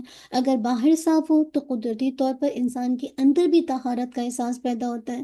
باوضو ہونے کی کیفیت اور بے وضو ہونے کی کیفیت، ایک میں بہت بڑا ڈفرنس ہے۔ ہاں، اگر آپ اپنے دانتوں کو صاف نہ کریں، جسم کو صاف نہ کریں، تو آپ کی کیفیت بدل جاتی ہے۔ اب آپ دیکھیں نا، جب آپ شاور لے کے نکلتے ہیں تو آپ کی کیفیت کیا ہوتی ہے؟ آپ کو فریشنس کا احساس نہیں ہوتا، آپ کے بالوں سے خوشبو، جسم سے خوشبو، ہر جگہ سے ایک فریشنس کا احساس ہوتا ہے۔ لیکن اس کے برعکس آپ ہفتے تک نہ نہائیں تو کیسے جسم کی کیفیت ہوتی ہے؟ لہٰذا اسلام نے مختلف عبادات کے ساتھ طہارت کو لازم قرار دیا ہے، اور اتنی کڑی شرط رکھی ہے کہ اس کے بغیر عبادت ہو ہی نہیں سکتی، یا عبادت قبول ہی نہیں ہو سکتی۔ اللہ تعالیٰ ایسے لوگوں سے محبت کرتے ہیں جو خود کو پاک و صاف رکھتے ہیں، اور اللہ تعالیٰ محبت رکھتے ہیں پاک و صاف رہنے والوں سے۔ کیوں؟ اس میں سب سے پہلی چیز ہوتی ہے نیت۔ ہاں، کہ انسان کا کوئی بھی عمل جس کے پیچھے نیت اچھی نہ ہو، وہ قابل قبول نہیں ہے۔ تو بس ایک مسائل کو آج دیکھیں گے، پھر انشاءاللہ اپنے تفسیر کی طرف چلیں گے۔ آج ہم صرف ایک مسئلہ دیکھیں گے، وہ نیت کے مسائل۔ اعمال کے اجر و ثواب کا دار و مدار کس پر ہے؟ نیت پر ہے۔ اس کے بارے میں حدیث آتی ہے، کیا؟ ان عمر بن خطاب رضی اللہ عنہ قال سمعت رسول اللہ صلی اللہ علیہ وسلم یقول انما الاعمال بالنیات وانما لكل امرئ ما نوى فمن كانت هجرته الى دنیا يصيبها او الى امرأة ينكحها فهجرته إلى ما هاجر إليه رواہ البخاری۔ عمر بن خطاب رضی اللہ عنہ کہتے ہیں کہ میں نے رسول اللہ صلی اللہ علیہ وسلم کو فرماتے ہوئے سنا کہ اعمال کا دار و مدار کس پر ہے؟ نیتوں پر ہے، اور ہر شخص کو وہی ملے گا جس کی اس نے نیت کی۔ لہذا جس شخص نے دنیا حاصل کرنے کی نیت سے ہجرت کی اسے دنیا ملے گی، اور جس نے کسی عورت سے نکاح کے لیے ہجرت کی اسے عورت ہی ملے گی۔ پس مہاجر کی ہجرت کا صلہ وہی ہے جس کے لیے اس نے ہجرت کی۔ اسے بخاری نے روایت کیا ہے۔ کیا بات پتہ چلی؟ اس سے یہ بات پتہ چلتی ہے کہ طہارت و پاکیزگی جو میں اور آپ یہ سیکھ رہے ہیں وہ صرف اس لیے نہ ہو کہ لوگ کیا کہیں کہ میرے کپڑے کتنے صاف ہیں، ہاں میرے دانت دیکھو کتنے گندے ہیں تو میں اس لیے صفائی کروں، میرے کپڑوں سے اسمیل آتی ہے باعث سے تو میں صاف نہیں۔ یہ سب کچھ کس لیے کریں؟ اپنے اللہ کی خاطر کریں، مجھے اللہ کا قرب پانے کے لیے، اس کو راضی کرنے کے لیے، صاف ستھرا رہنا ہے، اپنی عبادت میں خشوع پیدا کرنے کے لیے، ہاں اپنی نیت کو خالص اللہ کے لیے کرنا ہے۔ تو انشاءاللہ باقی جو انشاءاللہ اسی چیپٹر کی جو نیت کے مسائل ہیں اس میں انشاءاللہ اگلی حدیث کے ساتھ باقی عمل کی پوائنٹ لیں گے انشاءاللہ۔ ٹھیک ہے، چلیے بس یہیں پہ رکیں گے کیونکہ اگلی حدیث لمبی ہے، تو انشاءاللہ کوشش ہم یہ کریں گے عربی کی حدیث بھی پڑھیں تاکہ آپ عربی کے الفاظ سے فیملیئر ہو۔ چلیے اب بس یہاں تک جو سیکھنے کی بات ہے کہ آپ اگر طہارت بھی کر رہے ہیں، ہاں اپنی صفائی کا جسمانی یا لباس کی، تو اس میں آپ کی نیت خالص ہونی چاہیے کہ میں اللہ تعالیٰ کے قرب کے لیے، اس کو راضی کرنے کے لیے، کیونکہ ایمان کا حصہ ہے طہارت، اور اللہ کے نبی نے ہمیں پریکٹیکلی کر کے بتایا۔ تو مجھے اپنے آپ کو، اپنے جسم کو، اپنے لباس کو پاک و صاف رکھنا ہے اللہ کی خاطر، اس کی رضا پانے کے لیے۔ ٹھیک ہے، چلیے جزاک اللہ خیر، بارک اللہ فیک۔ انشاءاللہ ہم اپنے لیسن کی طرف چلیں گے، اور آج کا ہمارا لیسن انشاءاللہ یہ سبجیکٹ آپ کو بہت فائدہ دے گا، اور ہمارے اندر ایک صفائی کی نئی امنگ آئے گی کہ ہم اپنے آپ کو کیسے پاک و صاف رکھ سکتے ہیں نا، کیونکہ بعض اوقات ہم اتنے بزی لائف میں ہمیں احساس تک نہیں ہوتا کہ ہمیں پاک و صاف ہمارے کپڑے، ہمارے جسم سے ہم کتنے لوگوں کو اذیت دے رہے ہوتے، چاہے گھر والے ہوں یا کسی بھی ادارے میں جا کر ہم لوگوں کو پریشان کرنے والے، اسپیشلی ہم دین پڑھنے پڑھانے والے، سیکھنے سکھانے والے، اپنے لباس کو ضرور چیک کریں کیونکہ یہ ہمارے ایمان کا حصہ ہے۔ چلیے جزاک اللہ خیر، بارک اللہ فیک۔ انشاءاللہ ہم اپنی آیات کی طرف چلیں گے۔ آج لاسٹ کلاس میں الحمدللہ ہم نے آیت نمبر کہاں تک دیکھ لیا تھا؟ 86 تک دیکھ لیا تھا۔ انشاءاللہ آج ہم دیکھیں گے آیت نمبر انشاءاللہ 87 سے آنورڈ۔ الحمدللہ لاسٹ کلاس کے اندر ہم نے دیکھا تھا کہ وَنَجِّنَا بِرَحْمَتِكَ مِنَ الْقَوْمِ الْكَافِرِينَ، اور اپنی رحمت سے ہمیں کافر قوم سے نجات دے۔ اللہ آپ یہ دیکھیے کون دعا کر رہے ہیں، ہاں یہ کون دعا کر رہے ہیں؟ پیچھے بات ہوئی تھی نا موسیٰ علیہ السلام کی، انہی کی بات ہو رہی ہے۔ یعنی پیچھے جو بات ہوئی تھی جس پیغمبر کی بات ہو رہی کہ اللہ پر توکل ہے، ہاں، اور جب موسیٰ علیہ السلامی کی بات ہے اور آگے سے موسیٰ علیہ السلام کی بات ہو رہی ہے، اور کہہ رہے ہیں کہ اللہ تعالیٰ ہمیں کافر قوم سے نجات دے دے، ہاں کافر قوم جو اللہ کی نعمتوں کی شکر گزار نہیں ہے، اللہ کی نعمتوں کی ناشکری کرتی ہے، جو حق کو چھپاتے ہیں، حق کا علم ہی نہیں رکھتے، تو اللہ تعالیٰ ہمیں ان کی شر سے بچا لے، کیونکہ ہمارا ایمان کس پر ہے؟ تجھ پر ہے، ہم تجھ پر توکل کرتے ہیں، ہماری حفاظت فرما کے ہم اپنی دین پر عمل کر سکیں، اللہ تیری شریعت کے احکام کو ہم اپنی زندگی میں نافذ کر سکیں۔ تب آگے بتایا جا رہا ہے مزید موسیٰ علیہ السلام کا قصہ، وَأَوْحَيْنَا إِلَى مُوسَى وَأَخِيهِ أَن تَبَوَّآ لِقَوْمِكُمَا بِمِصْرَ بُيُوتًا، اور ہم نے موسیٰ علیہ السلام اور اس کے بھائی کو وحی کی کہ تم دونوں اپنی قوم کے لیے مصر میں چند گھروں کو ٹھکانہ مقرر کر لو، اور اپنی انہی گھروں کو مسجد بناؤ اور نماز قائم کرو اور ایمان والوں کو خوشخبری دے دو۔ کتنی اہم آیت ہے نا کہ اللہ تعالیٰ نے، یعنی اللہ تعالیٰ کہہ رہے ہم نے کس کو وحی کی؟ موسیٰ علیہ السلام اور ان کے بھائی ہارون علیہ السلام کو۔ تو اللہ تعالیٰ نے بنی اسرائیل کی دعا پر کیسے فرعون اور اس کے مظالم سے بنی اسرائیل کو نجات دلائی، تو اللہ تعالیٰ نے پھر جب ان کو نجات دلائی جسے کہا جائے فرعون سے، تو موسیٰ علیہ السلام اور ہارون علیہ السلام کو فوراً ایک حکم دیا، اور وہ کیا تھا کہ تم دونوں اپنی قوم کے لیے مصر میں چند گھروں کو ٹھکانہ مقرر کر لو، یعنی اپنی قوم کے لیے مصر میں گھر بناؤ اور انہیں وہاں پہ ٹھہراؤ، وہاں وہ کچھ گھروں میں چھپ سکیں، اور پھر انہی گھروں کو تم کیا کرو؟ وَاجْعَلُوا بُيُوتَكُمْ قِبْلَةً، اور انہی گھروں کو مسجد بناؤ۔ یعنی جب موسیٰ موسیٰ اور ان کی قوم کے ساتھ معاملہ زیادہ سخت ہو گیا اور قوم نے انہیں آزمائش میں ڈالنا چاہا، تو کیا ہوا؟ اب ان کے لیے جو کنیسہ ہوتی ہیں نا، جو عبادت گاہیں ہوتی ہیں، وہاں پر عبادت کرنا ممکن نہیں رہا۔ تو اب کہا جا رہا ہے کوئی بات نہیں، کنیسہ میں جا کے عبادت نہیں کر سکتے، عبادت گاہوں میں جا کر عبادت نہیں کر سکتے کیونکہ حالات سخت ہیں، تو چلو اپنے گھروں کو کیا کر لو، نماز کی جگہ بنا لو۔ یاد ہے کووڈ میں کیا ہوا تھا؟ ہم سب نے اپنے گھروں کو قبلہ بنا لیا تھا، ہاں، مراد ہے کہ مرد بھی کہاں جا پا رہے تھے، نہیں جا پا رہے تھے نا، تو کیا تھا، جو گھر ہیں وہی قبلے بن گئے تھے، مراد ہے مسجد کی جگہ آ گئے تھے، اپنے اپنے گھروں میں نماز قائم کرے تھے۔ تو کچھ گھروں کو قبلہ بنانا اصل میں کیوں تھا؟ بنی اسرائیل کی تربیت کے لیے تھا۔ یاد رکھیے، عملی اقدام، ایکشن لینے سے پہلے افراد اور جماعت کی تیاری کی ضرورت ہوتی ہے، ہاں، جب تک افراد اور جماعت کو تیار نہ کیا جائے، ان کے مائنڈ کو تیار نہ کیا جائے، آپ آگے کوئی کام کر ہی نہیں سکتے۔ ان کی تربیت کے لیے ضروری تھا کہ ان کو جسے کہا جائے ایک ڈسپلن سکھایا جائے، اور نماز سے بڑھ کر کوئی ایسی چیز نہیں ہے جو آپ کو واقعی ڈسپلن سکھائے۔ تو کوئی بھی آگے فرعون کے خلاف ایکشن لینے سے پہلے افراد اور جماعت کی تیاری کی ضرورت ہوتی ہے، اسی لیے کہا قبلۃ واقیموا الصلاۃ، نماز قائم کرو، یعنی اس طرح نماز قائم کرو جیسے تمہیں سکھائی گئی ہے۔ یہ کیوں حکم دیا گیا؟ کیونکہ نماز تمام معاملات میں بندے کی مددگار ہوتی ہے۔ آپ نے پڑھا تھا نا پہلے پارے میں، وَاسْتَعِینُوا بِالصَّبْرِ وَالصَّلَاۃِ، اور صبر اور نماز کے ذریعے سے مدد مانگو۔ تو جب مشکل حالات آئیں گے تو کیا بندہ کس سے مدد طلب کرے گا؟ اللہ تعالیٰ سے۔ جہاں صبر کرے گا وہاں ساتھ ساتھ نماز ادا کرے گا۔ اسی لیے آگے بتایا وَبَشِّرِ الْمُؤْمِنِينَ، اور ایمان والوں کو خوشخبری دے دو، ایمان والوں کو دنیا میں بھی فتح و کامیابی، نصرت کی، اور آخرت میں جنت کی بشارت دے دو، انہیں دین کے غالب ہونے کی خوشخبری دے دو۔ ایمان لانے والوں کے لیے نماز صلات کے توسط سے خوشخبری دی گئی کہ دیکھو یہ جو تم کو کہا جا رہا ہے نا کہ ان کی جو اتنی زیادہ مخالفت بڑھ گئی ہے، اور تم جسے کہا جائے کنیسہ میں جا کے عبادت نہیں کر سکتے، تو تم نے جو گھروں میں ایک پروگرام بنایا ہے نماز کو قائم کرنے کا، تو اس کے اندر یہ راز چھپا ہے، اس کے اندر تمہاری کامیابی کا راز چھپا ہوا ہے۔ تو یاد رکھیے، تو یہ موسیٰ علیہ السلام کے تجربے سے کیا بات پتہ چلی اہل ایمان کے لیے؟ کیوں یہ موسیٰ علیہ السلام کا قصہ آ رہا ہے؟ کیونکہ اہل ایمان کے لیے ایک یہ ایمانی تجربہ تھا کہ ہر دور میں، یاد رکھیے، جو داعی دین ہوتے ہیں، جو اللہ کا پیغام پہنچانے والے ہوتے ہیں، ان کو ایسے ہی فرعون کی، یہ جو فرعون تھا، اسی قسم کے طاغوت کا مقابلہ کرنا پڑتا ہے۔ اب آپ دیکھیے فرعون نے موسیٰ علیہ السلام پر پابندی لگاتی تھی اس وقت تک ٹکراؤ کی بجائے۔ آپ دیکھیے اگر آپ اس وقت ان سے ٹکراؤ کرتے تو اس کے بجائے کیا کہا گیا کہ خاموشی کے ساتھ اپنے اپنے گھروں میں چھوٹے چھوٹے سے کیا مرکز بنا لو، اپنے گھروں میں نماز کا اہتمام کرنے کی جگہ بنا لو۔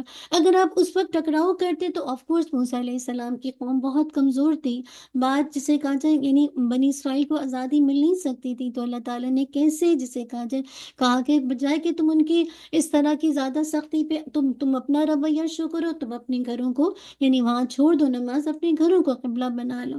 تو نبی صلی اللہ علیہ وسلم کو بھی ایسی حالات درپیش آئے تھے، اور آج کل بھی طاغوت کا دور ہے نا، تو ہمارے لیے موسیٰ علیہ السلام بھی ہمارے لیے ایک طرح سے کیا ہے، اپنے ایکسپیرینس تجربے میں ہم سب کے لیے نمونہ کہ انہوں نے کیسے بنی اسرائیل کو نجات دی، اور کیسے جسے کہا جائے مطلب جو جسے کہا جائے سچے پکے مومن کو فرعون اور ان کے جو بھی اس کے سردار سے ان کے فساد سے بچا لیا، کیسے معاشرے کو تیار کیا، کیسے ان کو منظم کیا موسیٰ علیہ السلام نے، ان کی تربیت کی۔ ہاں، تو یاد رکھیے یہ سب کہ کیسے یہ کوشش جسے کہا جائے اثر انداز ہوتی ہے زمین پر، جب یعنی زمین پر یہ جو تبدیلیاں ہیں یہ کیسے آتی ہیں؟ سوال یہ ہے، یاد رکھیے جب انسان کوشش کرتا ہے، جیسے موسیٰ علیہ السلام نے کوشش کی اور پھر اللہ کا فیصلہ، تو جب یہ دونوں چیزیں مل جاتی ہیں نا تو انسان کی کوششیں پھر اثر انداز ہوتی ہیں، رنگ لاتی ہیں۔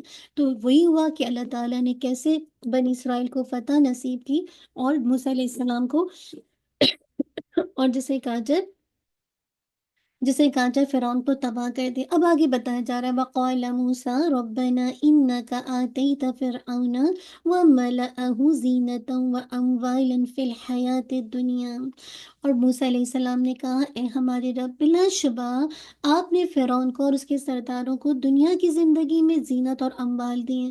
کیوں؟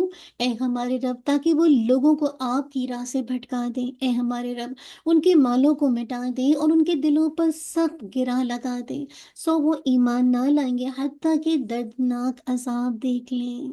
اب کیا ہوا کہ موسیٰ علیہ السلام اللہ سے دعا کر رہے ہیں کہ آپ نے فرعون کو اور اس کے سرداروں کو دنیا کی زندگی میں زینت اور اموال دیے۔ یعنی آپ دیکھیے کہ فرعون اور اس کے سرداروں کو حق کو ٹھکرانے، کفر اور شرک پر جمے رہنے، ظلم اور غرور و تکبر سے حق کا مقابلہ کرنے پر ان کے لیے جب بددعا کی تو کہا کہ اے ہمارے رب، تو نے فرعون کو اور اس کے سرداروں کو کتنا دنیا کا ساز و سامان دیا، بے شمار دولت دی ہے، کیسے سجے سجائے گھر دیے، اعلیٰ قسم کی سواریاں دی، کیا کچھ زیورات دیے، طرح طرح کے لباس ہیں، غلام ہے، دنیاوی آرائش ہے، ہاں یہ کیا کچھ دیا ہے اے ہمارے رب، تاکہ وہ کیا کریں، وہ لوگوں کو آپ کے راستے سے بھٹکا دیں۔ ہاں موسیٰ علیہ السلام نے کہا ان کے بے شمار مال سے لوگوں کو یہ ذہن میں خیال گزرے گا کہ وہ اللہ کے محبوب ہے، ورنہ اللہ تعالیٰ ان کو اتنا مال و دولت کیوں مل دیتا، کیوں ان کو ملتا۔ تو اے ہمارے رب، تو جانتا ہے کہ یہ تجھ پر، تیرے رسولوں پر ایمان لانے والے نہیں ہیں، تو نے ان کو استدراج کے طور پر انہیں وہ سب کچھ دے رکھا ہے، مگر یہ لوگ گمراہ ہو جائیں گے، اس مال سے وہ خود گمراہ ہوتے ہیں اور دوسروں کو بھی گمراہ کرتے ہیں۔ تو یاد رکھیے جو لوگ آخرت کی فکر کرتے ہیں نا، وہ عام طور پر دنیا کے مال و اسباب کے حصول میں ان لوگوں سے پیچھے رہ جاتے ہیں جو آخرت کو بھول کر دنیا کے پیچھے لگ جاتے ہیں۔ یہ بہت اہم بات ہے کہ جو لوگ آخرت کی فکر کرتے ہیں وہ عام طور پر دنیا کے مال و اسباب کے حصول میں ان لوگوں سے پیچھے رہ جاتے ہیں جو آخرت کو بھول کر دنیا کے پیچھے لگ جاتے ہیں۔ ہم میں سے ہر کوئی دیکھ لے، آج اگر مجھے آخرت کی فکر ہے نا تو کیا ہے، ٹھیک ہے دنیا کے مال و اسباب کے حصول میں پیچھے رہ گئی، آپ پیچھے رہ گئے، لیکن جو آخرت کو بھول کر دنیا کے پیچھے لگتے ہیں تو پھر وہ کیا ہو جاتے ہیں، وہ تو ہلاک ہو جاتے ہیں۔ تو یاد رکھیے جن لوگوں کے پاس بھی مادی وسائل ہوتے ہیں نا، وہ اپنی بڑائی کے احساس میں مبتلا ہو جاتے ہیں، اور اکثر وہ حق کو پہچاننے کی صلاحیت بھی کھو دیتے ہیں، اور اپنے وسائل کو بجائے کہ اللہ کا انعام سمجھے اپنا ذاتی کمال سمجھتے ہیں، اس لیے مال کو حق کو دبا کر وہ اپنی برتری قائم کرنے میں لگ جاتے ہیں۔ تو یاد رکھیے یہ جو مال ہے، یہ جو اسٹیٹس ہے، ہاں یہ دنیا کی محبت ہے، یہ بعض اوقات انسان کو اللہ کا باغی بنا دیتی ہے، انسان کو حق کے راستے میں رکاوٹ بن جاتی ہے۔ ہم تو مروب ہوتے ہیں جن کے پاس مال ہے، اسٹیٹس ہے، ہاں یہ کہا جا رہا ہے نا اللہ تعالیٰ تو نے جو ان کو اتنا مال و اسباب دیا ہے، اتنا کچھ جسے کہا جائے، کیا کچھ جسے کہا جائے زندگی گزارنے کے ساز و سامان دی، اتنی کچھ دولت دی ہے، تو ان کو کیا لگے کہ یہ تیرے راستے کی طرف آئیں، ان کو جو کچھ چاہیے تھا وہ تو نے ان کو دے دیا، اب یہ تو خود بھی بھٹکے ہوئے اور دوسروں کو بھی روکیں گے اللہ تیرے راستے سے۔ تو کیونکہ ان کے پاس ان کو تو یہ لگتا ہے کہ ان کے پاس اتنے کچھ وسائل ہیں، اتنا کچھ اللہ نے ان کو دے رکھا ہے۔ تو یاد رکھیے اللہ تعالیٰ سے کہہ رہے ہیں ربنا اطمس علی اموالہم واشدد علی قلوبہم فلا یؤمنوا حتی یروا العذاب العلیم۔ اے ہمارے رب ان کے مالوں کو مٹا دے، ان کے دلوں کو سخت گرہ لگا دے تو وہ ایمان نہ لائیں حتیٰ کہ دردناک عذاب دیکھ لیں۔ اللہ اکبر، یعنی ان کے مال و دولت کو پتھر بنا دے جس سے یہ فائدہ نہ اٹھا سکیں۔ مجاہد رحمہ اللہ نے کہا کہ اللہ تعالیٰ نے ان کی کھجوریں، پھل اور کھانے بھی پتھر کر دیے۔ یہ جسے کہا جائے یعنی یہ جو نشانیاں تھی نا، جو 9 نشانیاں آپ نے ایک دفعہ پڑھی ہیں، آگے پڑھیں گے، ان میں سے ایک نشانی تھی تو نبی کی بد دعا ہے، اللہ تعالیٰ نے ان کے سونے چاندی کے سکے پتھر کے بنا دی اور ان پر نقوش بدستور باقی رہے، اور اناج کی بالی میں بجائے دانوں کے سنگریزے پیدا ہو گئے۔ یہ تفسیر ابن کثیر کی روایت میں آتا ہے۔ تو کہا جا رہا ہے ان کے دلوں یعنی ان کے مالوں کو مٹا دے اور ان کے دلوں کو کیا کر دے، ایک طرح سے سخت کر دے، ہاں تو یہاں تاکہ وہ ایمان لا لائیں، یعنی کہا جا رہا ہے فلا یعنی وشد علی قلوبہم، ان کے دلوں پر سخت گرہ لگا دے، یعنی مراد مہر لگا دے۔ تو کیا ہوگا کہا فلا یؤمنوا حتی یروا العذاب العلیم، سب وہ ایمان نہ لائیں گے حتیٰ کہ وہ دردناک عذاب دیکھ لیں۔ موسیٰ علیہ السلام نے یاد رکھیے اللہ کی قانون کی توہین اور دین کی بے حرمتی کی وجہ سے ان کے لیے یہ بد دعا کی تھی، کیونکہ وہ اللہ کے قانون کو ماننا نہیں چاہتے تھے اور دین کی حرمت کا خیال نہیں رکھتے تھے، تو انہوں نے اللہ کے بندوں کو اللہ کے راستے سے روک دیا تھا۔ موسیٰ علیہ السلام کو اپنے رب کی مکمل معرفت حاصل تھی کہ اللہ تعالیٰ نے ان پر ایمان کا دروازہ بند کر کے پھر کیا کیا، ان کی بدعمالی کا ان کو سزا دی۔ تو یاد رکھیے ایک دائی دن کن حالات میں لوگوں کو چھوڑ سکتا ہے، ہم سب کے لیے سوال ہے۔ یاد رکھیے ایک دائی دن کب کسی بھی اپنی قوم کے لیے بد دعا کر سکتا ہے یا ان کو چھوڑ دے، کب جب ان لوگوں سے ایمان لانے کی اور توبہ کرنے کی کوئی امید نہ رہے جن کو وہ اپنی دعوت دے رہے ہیں۔ اب ہوتا ہے نا اپنی زندگی میں بہت سارے لوگوں کو اللہ کی طرف بلاتے ہیں، آپ بلاتے بلاتے کیا کام چھوڑ دیں، جب آپ دیکھ لیں کہ ان کے اندر ایمان لانے کی صلاحیت ہی نہیں ہے، نہ یہ توبہ کی طرف آنا چاہتے ہیں اپنے پچھلے گناہوں کی وجہ سے، تو بس پھر کیا کرے، ان کو چھوڑ دیں، ہاں ان کو چھوڑ دینا چاہیے۔ تو وہی بات ہے، یہی بنی اسرائیل کا تھا کہ جب دیکھا کہ فرعون کے پاس تو یہ گئے تھے موسیٰ علیہ السلام، پچھلی آیات میں دیکھا تھا ہم نے پچھلے ویک میں کہ کیسے جسے کہا جائے فرعون کے دربار میں دعوت دی کہ میں اللہ کا بھیجا ہوا رسول ہے، لیکن حال دیکھیے اس قوم نے ماننے سے انکار کر دیا، کیونکہ فرعون خود اپنے آپ کو انا ربکم الاعلی کہتا تھا، میں ہوں سب سے بڑا رب، میں سب سے بلند رب ہوں۔ تو لہٰذا جب انسان اللہ کی دیوی متاع کو اپنی متاع سمجھے اور دنیا کی جو مال و دولت ہے، دنیا کے جو اسباب ہیں ان کو اپنی قابلیت سمجھے، تو پھر انسان حق کے آگے بڑا بننے لگتا ہے اور اپنی آپ کو بڑی چیز سمجھتا ہے۔ تو ایسے موقع پر کیا ہوتا ہے کہ جو داعی دین ہے وہ اپنے اللہ سے کہتا ہے اللہ ان کا یہ مال مٹا دے، کیونکہ یہ خود تو گمراہ ہے لیکن ساتھ ساتھ دوسروں کو بھی گمراہ کریں، تو پھر ان کے دلوں پر کو بھی جسے کہا جائے مہر لگا دے، اور اس وقت تک یہ ایمان نہ لائے جب تک کہ یہ عذاب کو نہ دیکھ لیں۔ کیوں؟ اس لیے کہ ان میں ایمان لانے کی اور توبہ کرنے کی ان سے کوئی امید نہیں ہے، لہٰذا ایسے موقع پر کوئی بھی داعی دین اپنی دعوت کو جسے کہا جائے چھوڑ سکتا ہے۔ اسی لیے کہا اللہ تعالیٰ فرماتے ہیں قال قد اجیبت دعوتکما فاستقیما، اللہ تعالیٰ نے فرمایا کہ بلا شبہ تم دونوں کی دعا قبول کر لی گئی، چنانچہ کیا کرو تم دونوں ثابت قدم رہو۔ کون؟ موسیٰ علیہ السلام اور ہارون علیہ السلام، اور ان کے راستے کی ہرگز اتباع نہ کرو جو نہیں جانتے۔ اتنی اہم بات ہے کہ فرمایا تم دونوں کی دعا قبول کرنا، یعنی مراد ہے کہ تم دونوں کی خود دعا قبول ہو گئی۔ ہاں ایک کہا جاتا ہے تفسیر کے اندر کہ موسیٰ علیہ السلام دعا کرتے تھے اور ہارون علیہ السلام اس پر آمین کہتے جاتے۔ تو یاد رکھیے جو شخص دعا کرنے والے کی دعا پر آمین کہتا ہے تو وہ بھی ایک طرح سے کیا ہوتا ہے، وہ دعا میں شریک ہو جاتا ہے۔ تو کہا ان دونوں کی دعا قبول کر لی گئی، فیصلہ ہو گیا کہ اب فرعون اس کی قوم کو تباہ کر دیا جائے گا۔ فاستقیما، تو اللہ تعالیٰ کہہ رہے تم دونوں ثابت قدم، یعنی تم اپنے دین پر جمے رہو، تم توحید کی دعوت پھیلاتے رہو، ولا تتبعان سبیل الذین لا یعلمون، اور ان لوگوں کے راستے کی ہرگز اتباع نہ کرو جو نہیں جانتے۔ مراد کیا ہے؟ جاہلوں کے راستے پر نہ چلنا، جنہوں نے جہنم کا راستہ خود سے اختیار کر لیا۔ اور کہا جاتا ہے کہ اس دعا کے بعد فرعون 40 دن تک زندہ رہا، اس کے بعد جو ہے جسے کہا جائے پھر اس کو غرق کر دیا گیا۔ اسی لیے آگے بتایا جا رہا ہے وَجَاوَزْنَا بِبَنِي إِسْرَائِيلَ، اب بتایا جا رہا ہے کہ اور ہم نے بنی اسرائیل کو سمندر سے پار گزار دیا۔ کیا پار گزار دیا؟ تو فرعون اور اس کے لشکروں نے سرکشی اور زیادتی کرتے ہوئے ان کا پیچھا کیا، یہاں تک کہ جب اس نے غرق ہونے کو پا لیا تو اس نے کہا، اب دیکھیے کیسے بول رہا ہے، کیا کہتا ہے، قال آمنت انہ لا الہ الا الذی آمنت بہ بنو اسرائیل وانا من المسلمین۔ جب اس نے غرق ہونے کو پا لیا تو اس نے کہا کہ میں ایمان لایا اس کے سوا کوئی معبود نہیں جس پر بنی اسرائیل ایمان لائے، اور میں فرما برداروں میں سے ہوں۔ تو ہوا کیا؟ اللہ تعالیٰ کہہ رہے ہیں ہم نے بنی اسرائیل کو سمندر پار گزار دیا۔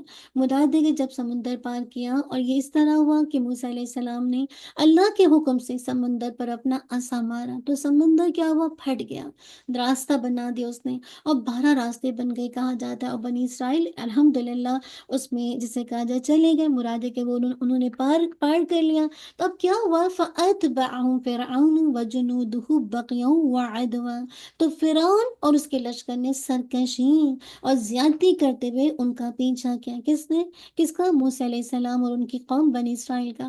تو فرعون نے ظلم اور زیادتی کے ساتھ پہلے لشکر جمع کیے۔ جب موسیٰ علیہ السلام اور اس کے ساتھی سمندر کے درمیان میں پہنچے، جیسے عصا مارا تو سمندر پھٹا دو حصوں میں، اس سے راستے بننا شروع ہوئے۔ تو کیا ہوا، جب ان کے ساتھی درمیان میں پہنچے تو فرعون اور اس کے لشکر ان کا پیچھا کرتے ہوئے وہ بھی اس میں داخل ہو گئے۔ حتیٰ کیا ہوا، اذا ادرکہ الغرق، کیا یہاں تک کہ جب اس نے غرق ہونے کو پا لیا تو اس نے کہا کہ میں ایمان لایا اس کے سوا کوئی معبود نہیں جس پر بنی اسرائیل ایمان لائے، اور میں فرما برداروں میں سے ہوں۔ اللہ اکبر۔ جب موسیٰ علیہ السلام اور ان کے ساتھی سمندر سے باہر نکل گئے اور فرعون اور اس کے ساتھی سمندر کے بیچوں بیچ میں پہنچ گئے، تو اللہ تعالیٰ نے سمندر کو حکم دیا اور فرعون اور اس کے لشکر سمندر کی گرفت میں آئے اور وہ اس طرح غرق کر دیے گئے۔ جب فرعون غرق ہونے لگا اور اسے علم ہو گیا کہ اس کی ہلاکت تو اب یقینی ہے، تو وہ کیسے پکار اٹھا، قال آمنت انہ لا الہ الا الذی آمنت بہ بنو اسرائیل، تو اس نے کہا کہ میں ایمان لایا اس کے سوا کوئی معبود نہیں جس پر بنی اسرائیل ایمان لائے، یعنی اللہ تعالیٰ ہی حقیقی معبود ہے اور اس کے سوا کوئی معبود نہیں ہے۔ اللہ اکبر۔ کب کہہ رہا ہے؟ جب اس کو یقین ہو گیا، علم ہو گیا کہ اب ہلاکت کے سوا اور کچھ نہیں ہے۔ وَأَنَا مِنَ الْمُسْلِمِينَ، اور میں فرما برداروں میں سے ہوں، یعنی میں اللہ کو، اس کے رسولوں کو، اس کے دین کو مانتا ہوں۔ کون سے دین کو؟ جو موسیٰ علیہ السلام لے کر آئے۔ اللہ اکبر۔ امیجنیشن میں لائیے، اللہ تعالیٰ اسی میسج کو سورہ قصص میں بھی بیان کرتے ہیں، فَأَخَذْنَاهُ وَجُنُودَهُ فَنَبَذْنَاهُمْ فِي الْيَمِّ فَانظُرْ كَيْفَ كَانَ عَاقِبَةُ الظَّالِمِينَ وَجَعَلْنَاهُمْ أَئِمَّةً يَدْعُونَ إِلَى النَّارِ وَيَوْمَ الْقِيَامَةِ لَا يُنصَرُونَ۔ کیا کہا جا رہا ہے؟ تو ہم نے اسے اور اس کے لشکروں کو پکڑ لیا، پھر ان کو سمندر میں پھینک دیا۔ سو آپ دیکھیں ظالموں کا کیسا انجام تھا، اور ہم نے انہیں ایسے رہنما بنا دیا جو آگ کی طرف بلاتے تھے، اور قیامت کے دن ان کی مدد نہیں کی جائے گی، اور ہم نے اس دنیا میں بھی ان کے پیچھے لعنت لگا دی، اور قیامت کے دن بھی وہ بدحال لوگوں میں سے ہوں گے۔ سیم اسی طرح کا میسج آتا ہے سورہ الزاریات آیت 40، فَأَخَذْنَاهُ وَجُنُودَهُ فَنَبَذْنَاهُمْ فِي الْيَمِّ وَهُوَ مُلِيمٌ، چنانچہ ہم نے اسے اور اس کے لشکروں کو آ پکڑا، پھر ہم نے انہیں سمندر میں پھینک دیا اس حال میں کہ وہ قابل ملامت کام کرنے والے تھے۔ اللہ اکبر۔ عبداللہ ابن عباس رضی اللہ عنہ بیان کرتے ہیں کہ رسول اللہ صلی اللہ علیہ وسلم نے فرمایا، جب اللہ تعالیٰ نے فرعون کو غرق کیا تو اس نے کہا، میں اللہ وحدہ لا شریک لہ پر ایمان لاتا ہوں جس پر بنی اسرائیل نہ ایمان لائے۔ تو جبریل علیہ السلام نے مجھ سے فرمایا، اے محمد صلی اللہ علیہ وسلم، کاش آپ اس وقت مجھے دیکھتے کہ میں اس کے منہ میں کیسے کیچڑ ٹھونس رہا تھا، اس خیال سے کہ کہیں اس کی بات پوری ہونے پر اللہ تعالیٰ کی رحمت اس کی دستگیر نہ کرے۔ اب دیکھیے اللہ کی رحمت کتنی زیادہ ہے کہ فرعون جیسا جابر بادشاہ،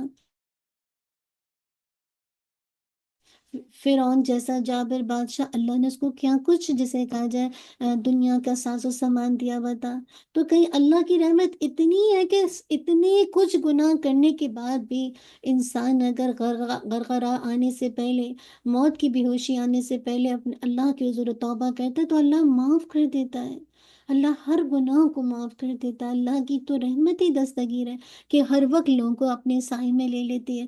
تو لگا جیسے کہ بس اب ایسا لگتا تھا کہ وہ کہتے ہیں کہ جبریل علیہ السلام نے مجھ سے فرمایا، اے محمد کاش آپ اس وقت مجھے دیکھتے کہ میں اس کے منہ میں کیچڑ ٹھونس رہا تھا، اس خیال سے کہیں کہ اس کی بات پوری ہونے پر اللہ کی رحمت اس کی دستگیر نہ ہو، ایسا نہ ہو کہ اللہ تعالیٰ اپنی رحمت سے اس کو معاف کر دے۔ ہاں، تو کہنے کا مقصد ہے اللہ تو سبحانہ و تعالیٰ تو مسلسل معاف کرتا کرتے رہتے ہیں بندوں کو، اور بندے ہیں کہ گناہ کرتے ہی جاتے ہیں نا۔ لیکن آپ دیکھیے فرعون کا کیا حال تھا، فرعون کب ایمان لا رہا تھا، ہاں، حالانکہ اللہ تعالیٰ نے کیسے موسیٰ علیہ السلام کو اس کی طرف بھیجا، بتایا کہ میں اللہ کا بھیجا ہوا رسول اور اس کے ساتھ لین نرمی کے ساتھ بات کرنا، لیکن اس کے باوجود فرعون کے اندر فرعونیت، یہ جو تکبر ہے، یہ جو انسان کے اندر ایک گھمنڈ ہوتا ہے جسے کہا جائے پراؤڈ کا، یہ انسان کو، یہ جو تکبر ہے یہ انسان کو جسے کہا جائے کہیں کا نہیں رکھتا۔ تو کہنے کا مقصد ہے کہ کیسے اللہ تعالیٰ نے اس کو غرق کر دیا۔ تو اس واقعے میں سبق کیا ہے؟ ہاں، فرعون نے، آپ دیکھیں، جو ظاہری سبق دیکھا جائے تو اگر آپ دیکھیں تو فرعون نے اس واقعے سے سبق کیوں نہیں لیا؟ فرعون نے ظاہر میں سمندر کو دیکھا مگر رب العالمین کو نہیں پہچانا، اس وجہ سے، اس واقعے سے اس نے یعنی ایک طرح سے اس کی سرکشی میں اضافہ کر دیا۔ آپ دیکھیں نا، ظاہر میں تو سمندر کو اس نے دیکھا لیکن جو سمندر کو بنانے والا رب ہے اس نے اس کو نہیں پہچانا۔ ہاں، اسی وجہ سے جب رب کو نہیں پہچانا تو اس نے کیا کیا، اس وجہ سے اس کی سرکشی میں اضافہ ہو گیا۔ تو اللہ تعالیٰ کہتے ہیں الآن وقد عصیت قبل وکنت من المفسدین، کیا اب، حالانکہ بلا شبہ اس سے پہلے تو نے نافرمانی کی اور تو فساد برپا کرنے والوں میں سے تھا۔ ہاں، تو اللہ یہاں پہ کہا جا رہا ہے، یہ جو جملہ ہے نا الآن، کیا اب، ہم کہتے ہیں نا اب تم یہ کر رہے ہو، تو وہی مراد ہے کہ اللہ تبارک و تعالیٰ نے یہ بات واضح فرماتے ہوئے فرمایا کہ موت کے وقت ایمان لانا مومن کسی کو فائدہ نہیں دیتا۔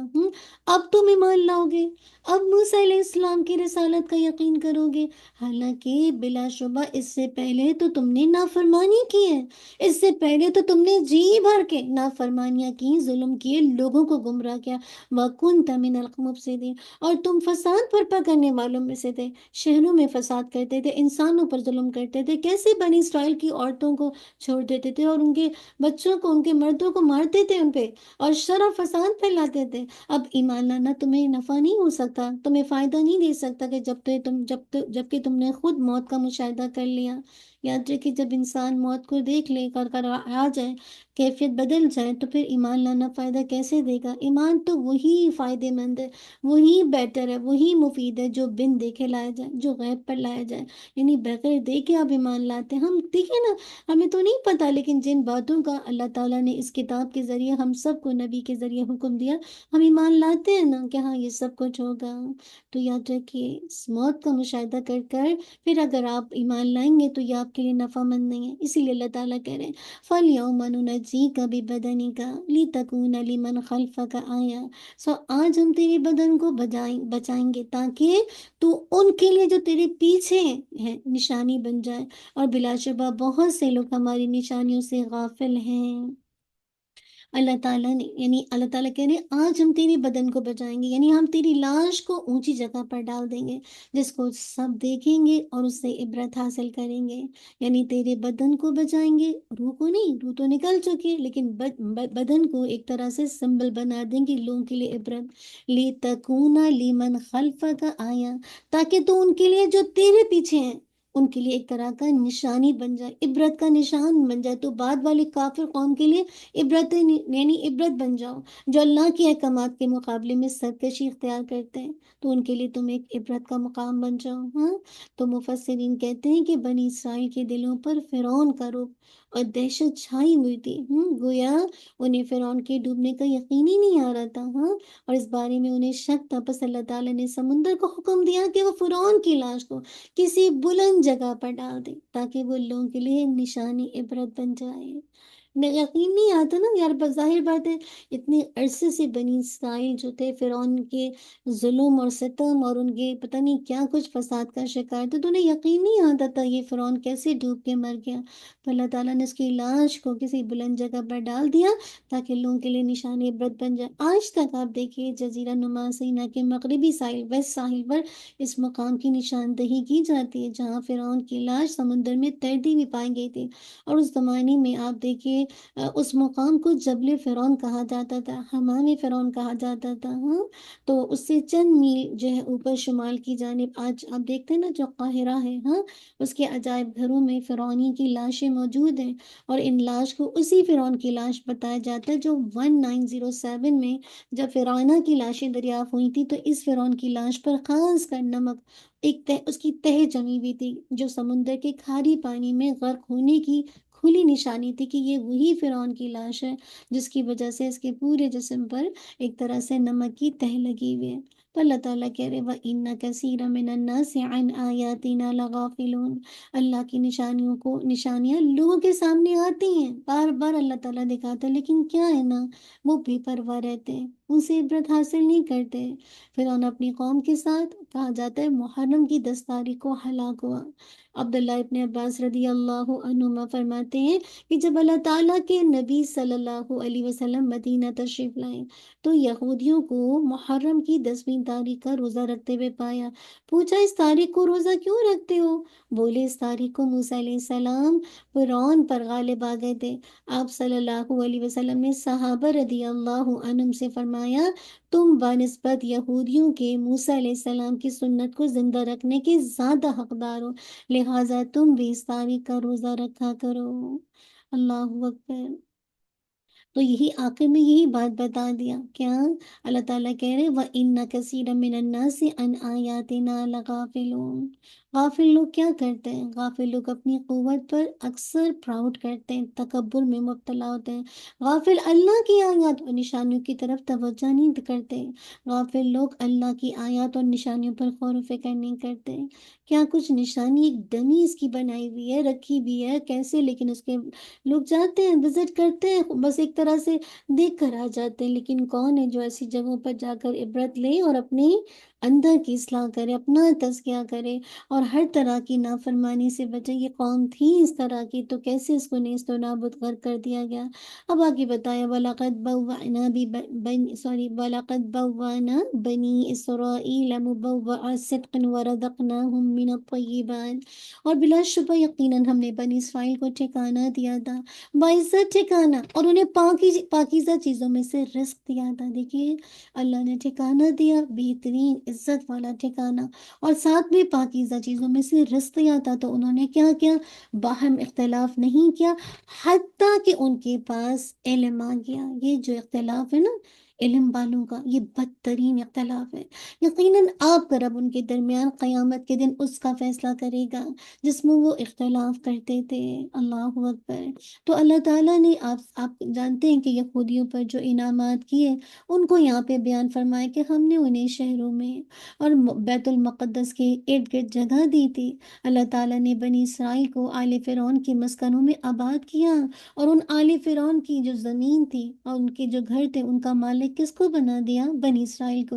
بنی اسرائیل فرعون کی ساری سلطنت پر قابض ہو گئے۔ وَأَوْرَثْنَا الْقَوْمَ الَّذِينَ كَانُوا يُسْتَضْعَفُونَ مَشَارِقَ الْأَرْضِ وَمَغَارِبَهَا الَّتِي بَارَكْنَا فِيهَا۔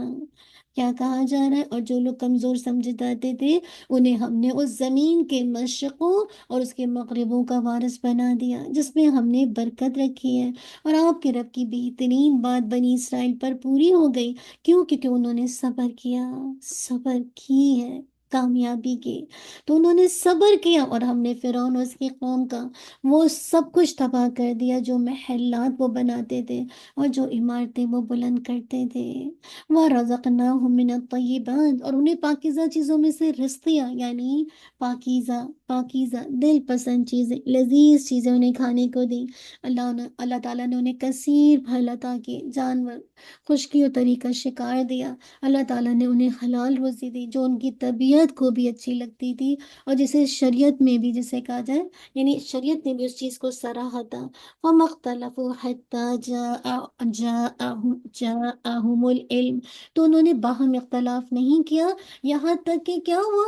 ان کے پاس علم آ گیا، یعنی انہوں نے حق کے بارے میں اختلاف کیے، اپنے دینی امور کے بارے میں اختلاف کیے اور مختلف ٹکڑوں میں بٹ گئے، حالانکہ پہلے وہ ایک ہی طریقے پر تھے جس میں کوئی اختلاف نہیں تھا۔ بنی اسرائیل کیوں اختلافات میں پڑے؟ اپنی خواہش کے پیچھے لگ گئے تھے، اور جو حق کے مخالف ہوتی ہے، اکثر ہم میں سے اگر کوئی اپنی خواہش کو فالو کرتا جائے گا تو حق سے تو بہت دور چلا جائے گا۔ تو یہ فرقہ واریت، یہ جو اپنی جسے کہا جائے ایک جو قوم تھی، یہ ٹکڑے ٹکڑے کب ہو گئی، یہ مختلف ٹکڑوں میں کب بٹ گئی، جب یہ اپنی خواہش کے پیچھے لگ گئے، حق کے مخالف ہو گئی، حق کے مخالف چلنے لگے، انہوں نے ایک دوسرے پر پھر ظلم کیا، ان کے درمیان بہت زیادہ اختلاف ہو گیا۔ یاد رکھیے، علم بنی اسرائیل کو متحد رکھتے ہوئے تھا، یعنی ایک طرح سے یہ جو علم تھا وہ ان کو متحد رکھے ہوئے تھا، یعنی ایک طرح سے جوڑ کر رکھے ہوئے تھا۔ لیکن جب انہوں نے علم پر خواہشات کو ترجیح دی، اپنی ڈیزائر کو جسے کہا جائے زیادہ پرائرٹائز کیا، تو ان میں اختلافات پیدا ہو گئے۔ آج بھی دیکھیے، آج بھی مسلمانوں کا کچھ یہ حال نہیں ہے۔ ہاں، آج مسلمانوں کے یہ حالات نہیں ہے کہ مسلمان بھی کیسے فرقہ واریت میں بدل گئے، اب پلٹ گئے، یعنی کس طرح فرقہ واریت میں تقسیم ہو گئے۔ وجہ کیا ہے؟ وجہ کیا؟ خواہشات کی پیروی۔ ہر بندہ اپنے آپ کو صحیح کہتا ہے، ہاں، انسان اللہ کے دیوے علم کو اپنی متا سمجھ رہا، اپنی سوچ، اپنی فکر، اپنی کوشش کو صحیح سمجھتا ہے۔ تو یہاں پہ یہی کہا، ہاں، کہ کس طرح سے اللہ تعالیٰ نے، کس طرح سے جب بنی اسرائیل نے علم پر خواہشات کو ترجیح دی تو یہ اختلاف میں بڑھ چلے گئے۔ آپ دیکھیے کہ بنی اسرائیل کو اللہ تعالیٰ نے کتنا پرامن اور مضبوط اصولوں پر چلنے والے معاشرے میں خوشحال زندگی گزارنے کا موقع دیا تھا۔ ہاں، کس طرح سے موقع دیا تھا؟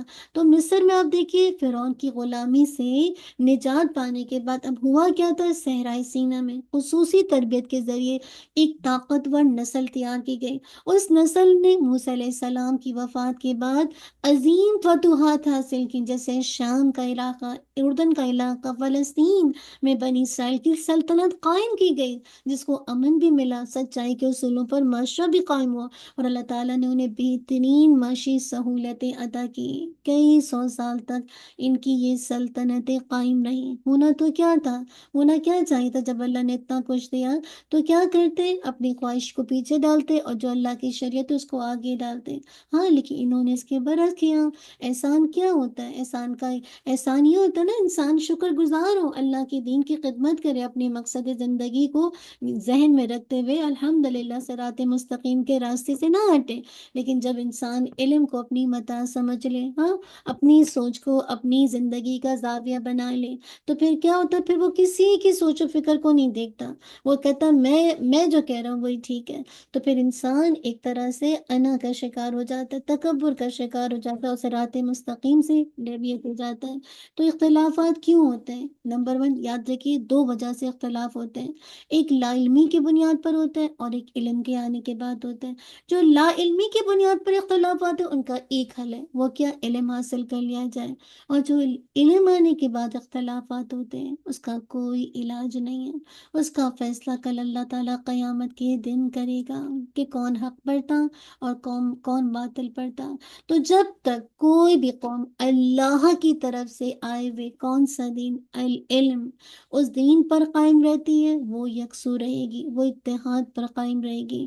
لیکن جب وہ علم کو چھوڑ دے گی، وحی کو چھوڑ دے گی اور اپنی رائے کو اہم سمجھے گی اور دوسری کی رائے کو کوئی ویلیو نہیں دے گی، اپنی رائے کو درست ثابت کرنے کے لیے بحث و مباحثہ کرے گی، مناظرے کرے گی، حتیٰ کہ جو علم ہے، اللہ کی طرف سے آنے والا وحی ہے، اس کو ایک طرف کر دیا جائے، تو یوں سمجھ لیں کہ بنیادی تعلیمات سے انسان الگ ہو کر پھر اگر انسان جو ایک ہوتا ہے نا فقہی اختلافات، جزوی اختلافات کی تعلیم میں لگ جائے تو اس طرح کے اختلافات شدید ہو جاتے ہیں۔ آج بھی دیکھیں مسلمانوں میں نہیں ہو رہا رفع دین کا مسئلہ، ارے آپ نماز پہ تو زور دیں، نماز میں تو کسی کو نہیں اختلاف ہے، آپ رفع دین پہ کیوں جھگڑ رہے ہیں؟ ہاں، آپ داڑھیوں پہ کیوں جھگڑ رہے ہیں؟ آپ دیکھیں تو جو فرض ہے وہ کریں نا، اب اس میں بحث مباحثے، ہاتھ کیسے باندھنا ہے، کہاں باندھنا ہے، ارے آپ نماز تو پڑھیے۔ انسان جب بنیادی تعلیمات جو بیسک دین کی وہ سب ایک ہیں، اس کو چھوڑ کر جب جزوی اس طرح کی فقہی مسائل کی طرف جاتا ہے، اس میں لگ جاتا ہے، تو پھر اختلافات شدید ہونا شروع ہو جاتے ہیں، پھر انسان ایک دوسرے پر کفر کے فتوے ایک دوسرے پر جسے کہا جائے عجیب عجیب فتوے لگانے لگتا ہے. اسی لیے کہا اللہ تعالیٰ کہہ رہے ہیں ان ربک یقضی بینہم یوم القیامہ، یقیناً آپ کا رب ان کے درمیان قیامت کے روز فیصلہ کرے گا. قیامت کے روز کا فیصلہ کرے گا جس میں وہ اختلاف کرتے تھے. فیصلہ کرے گا تو حق سے، یعنی کہنے کا مقصد ہے کہ ان کے درمیان ان کے اختلاف کا فیصلہ کیا جائے گا کہ کون حق پر تھا اور کون حق سے جدا تھا. اللہ تعالیٰ فیصلے کے دن اہل حق کو نجات دیں گے اور اہل باطل کو ہلاک کر کے حق اور باطل کے درمیان، یعنی اس طرح اللہ تعالیٰ فیصلہ کریں گے اور اہل باطل کو ہلاک کر دیں گے. تو یہ اللہ کا فیصلہ ہوگا. یعنی اللہ تعالیٰ اپنی حکمت، اپنی عدل سے، جو اللہ تعالیٰ کا علم کامل ہے، اللہ کی قدرت مکمل قدرت ہے، ہاں، جو اس کے مطابق اللہ تعالیٰ کل قیامت کے دن ان اختلافات کا فیصلہ کریں گے. یاد دیکھیے شیطان کیا چاہتا ہے؟ کلی طور پر بندوں کو اپنی اطاعت کروانا چاہتا ہے اور دین ترک کروانے سے، جسے کہا جائے جب عاجز آ جاتا ہے تو پھر وہ کیا کہتا ہے؟ تو وہ پھر ان کے درمیان اختلافات ابھارتا ہے اور ان کے درمیان عداوت پیدا کرتا ہے، بغض ڈالتا ہے. اس طرح وہ ان میں اختلاف پیدا کرنے کے لیے کامیاب ہو جاتا ہے. اور جو شیطان کا مقصد پورا کرنے کا موجب بنتے ہیں، پھر ایک دوسرے پر وہ گمراہی کے فتوے لگاتے ہیں، ایک دوسرے کے خلاف عداوت پیدا کرتے ہیں. ہاں، اور یہ چیز ایک طرح سے ان کی آنکھوں کی ٹھنڈک بن جاتی ہے، ایک دوسرے پر کفر کے فتوے لگانا، گمراہی کے فتوے لگانا.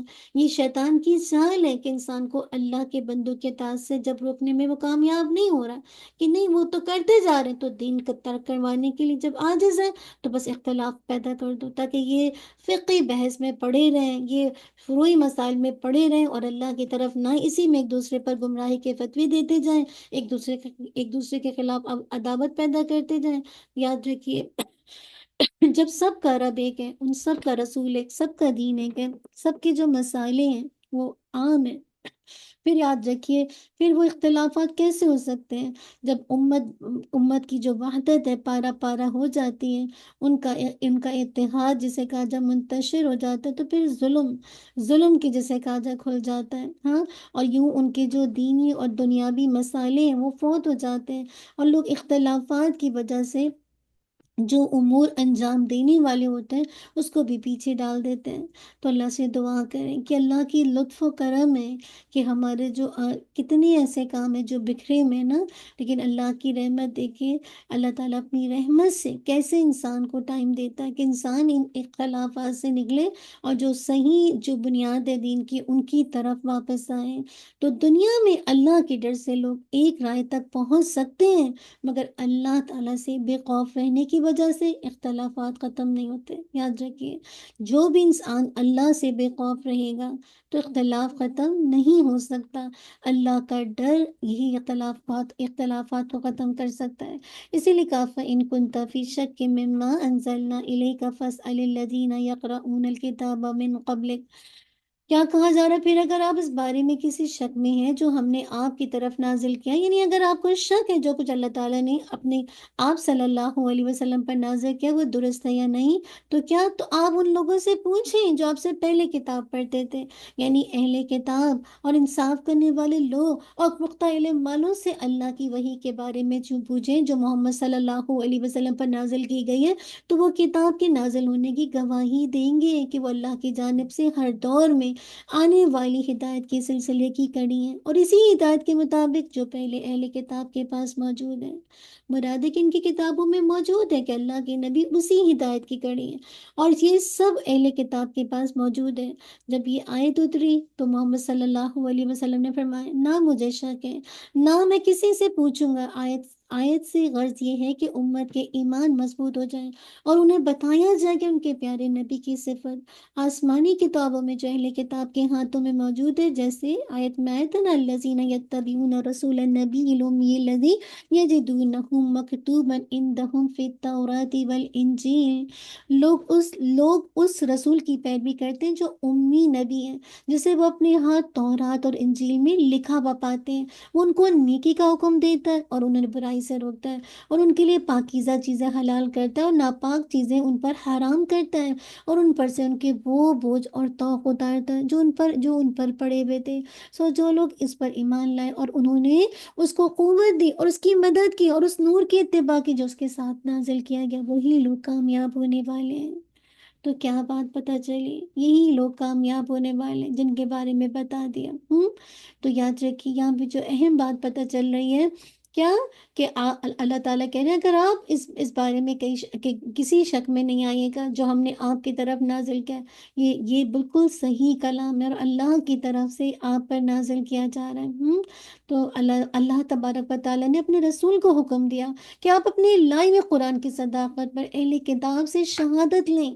ہاں بتائیں، ان سے بولیں کہ بتائیں کہ یہ اعلان ہے کہ بتائیں کہ اہل کتاب میں آپ یاد رکھیے بہت سے ایسے لوگ تھے جو رسول کی دعوت کو مطلب ایک طرح سے حریص تھے۔ آپ دیکھیے کچھ لوگ تو آپ پر ایمان لائے، آپ وہ جو عبداللہ بن سلام ہیں اور ان کے ساتھی بہت سے دیگر اہل کتاب آپ صلی اللہ علیہ وسلم اور آپ کے خلفاء کے عہد میں اور بعد کے زمانوں پر آپ پر ایمان لاتے رہے، لیکن اکثر اہل کتاب ایسے نہ تھے جنہوں نے اللہ کی نبی کی دعوت کو رد کر دیا۔ یعنی مراد ہے کہ جنہوں نے اللہ کے نبی کی دعوت کو رد کر دیا وہ زیادہ تھے، اور بلکہ ان میں سے اکثر ایسے لوگ تھے جنہوں نے آپ کی دعوت کو قبول تو کر لیا تھا اور انہوں نے اپنے اختیار سے آپ کی اطاعت کی، کیونکہ جب اللہ کے نبی مبعوث ہوئے تو اس وقت زمین پر اکثر لوگ اہل کتاب تھے۔ اسلام زیادہ مدت نہیں گزری تھی کہ شام، مصر، عراق اور اس کے تمام آس پاس کے علاقوں کے اکثر لوگ مسلمان ہو گئے۔ امیجنیشن میں لائیے کس طرح سے اسلام قبول کرنے سے صرف وہی لوگ باقی رہ گئے جن کے پاس سرداریاں تھیں اور جنہوں نے اپنی سرداریوں کو حق پر ترجیح دی۔ مراد ہے کہ جسے کہا جائے اگر آپ غور سے دیکھیں تو کیسے اسلام جو ہے کس طرح سے ٹائم کے گزرنے کے ساتھ کیسے پورے گلوبل سطح پر اسلام پھیلنے لگا، کس طرح سے اسلام جسے کہا جائے ایک طرح سے دین حق کی حیثیت سے پہچانا گیا۔ آپ کو یاد ہے واقعہ معراج کے بعد کفار نے اللہ کے نبی کے بارے میں پروپیگنڈا کا طوفان کھڑا کر دیا، اور آپ کو یاد ہے اس وقت کیا تھا کہ کیسے یہ سفر پہ گئے اور کس طرح سے ان کے ساتھ کچھ معاملات ہوئے، اور اس زمانے میں آپ دیکھیے کہ خدیجہ رضی اللہ عنہا اور آپ ابو طالب جو تھے وہ انتقال کر چکے تھے اور وہ آپ کے لیے ڈھال تھے، اور اہل ایمان پر سختیاں شدید ہو چکی تھی، اسلام کی دعوت سخت دشمنی کی وجہ سے ایک طرح سے سکڑ کر رہ گئی تھی۔ ان حالات کا اللہ کے نبی صلی اللہ علیہ وسلم پر اس لیے آپ کو اثر ہوا تھا، اس لیے آپ کو تسلی دی گئی کہ آپ کے پاس حق آیا ہے، آپ پریشان نہ ہو۔ دعوت دینے والا جب حق کی اس طرح سے لوگوں کے ٹکرانے پر بھی وقتی دیکھتا ہے کہ اس کی کوئی ویلیو نہیں ہے تو کبھی کبھی وہ تھوڑا سا ایک طرح سے شک میں ہوتا ہے، شبے میں گزرتا ہے کہ کہیں میں تو غلطی پر نہیں ہوں۔ ایک سچے دائی دین کو اس طرح کی جو مینٹل ہے نا کمزوری، اس سے بچنے کی تلقین کی جا رہی، آپ شک میں نہیں ہوگا، اس طرح کی کیفیت آئیں گی، آپ جو حق لے کر جا رہے ہیں اس کی حیثیت ہے، آپ اس میں شک میں نہیں جسے کہا جائے پڑھیے گا، یہ غلطی نہیں کیجیے گا۔ اس طرح کے ٹراما سے ہر ایک کو گزرنا پڑتا ہے، اسی لیے کہا لَقَدْ جَاءَكَ الْحَقُّ مِن رَبِّكَ فَلَا تَكُونَنَّ مِنَ الْمُمْتَرِينَ۔ آپ کے پاس آپ کی رب کی طرف سے حق آیا ہے۔ اللہ کے نبی اللہ رب العزت نے فرمایا اللہ آپ صلی اللہ علیہ وسلم کے پاس حق آیا جس میں کوئی شک نہیں ہے۔ اسی طرح کا موضوع الاعراف میں آتا ہے، آیت نمبر 2 میں آتا ہے کتاب انزل الیک فلا یکن فی صدرک حرج منہ لتنذر بہ وذکری للمؤمنین۔ ایک کتاب ہے جو آپ کی طرف اتاری گئی، چنانچہ آپ کے دل میں اس سے کوئی تنگی نہ ہو کہ آپ اس کے ذریعے سے خبردار کریں، اور مومنوں کے لیے نصیحت ہے۔ اللہ اکبر، یعنی قرآن حق ہے، اللہ کے نبی صلی اللہ علیہ وسلم کی دعوت حق ہے، قرآن و سنت کے دلائل یہ ثابت کرتے ہیں کہ یہ دونوں چیزیں حق ہیں۔ تو کیا کریں؟ فلا تکونن من الممترین، تو آپ ہرگز شک کرنے والوں میں سے نہ ہو۔ آپ اسلام کی صحت پر شک نہ کریں، وہ دین حق جس کے لیے اللہ نے اعلان کر رکھا ہے لیظہرہ علی الدین کلہ ولو کرہ المشرکون، تاکہ اسے تمام دینوں پر غالب کر دے اگر جو مشرک ناپسند کریں۔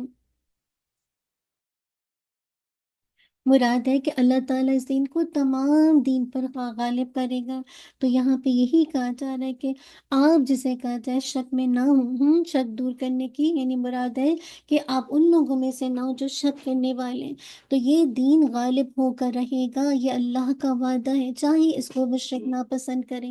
اسی لیے کہا وَلَا تَكُونَنَّ مِنَ الَّذِينَ كَذَّبُوا بِآيَاتِ اللَّهِ فَتَكُونَ مِنَ الْخَاسِرِينَ۔ اور آپ ہرگز ان لوگوں میں سے نہ ہونا جنہوں نے اللہ کی آیات کو جھٹلا دیا، ورنہ آپ خسارہ پانے والوں میں سے ہو جائیں گے۔ اللہ اکبر۔ تو یہاں پہ کیا بتایا جا رہا ہے کہ اللہ رب العزت نے اپنے نبی کو روکا ہے کہ اے نبی صلی اللہ علیہ وسلم ان لوگوں میں سے نہ ہو جانا جنہوں نے اللہ کی آیات کو جھٹلایا، جو اس کی قدرت، اس کی وحدانیت پر دلالت کرتی تھی، اور یہ کہ اس نے انسانیت کی ہدایت کے لیے رسول بھیجے۔ اور اگر آپ صلی اللہ علیہ وسلم ان لوگوں میں سے ہوئے تو ان لوگوں میں سے ہو جاؤ گے جنہوں نے دنیا اور آخرت کا خسارہ پایا، یعنی اگر آپ بھی شک میں چلے گئے تو آپ بھی ان لوگوں میں سے ہو جائیں گے جن کو دنیا اور آخرت کا نقصان اٹھانا پڑا۔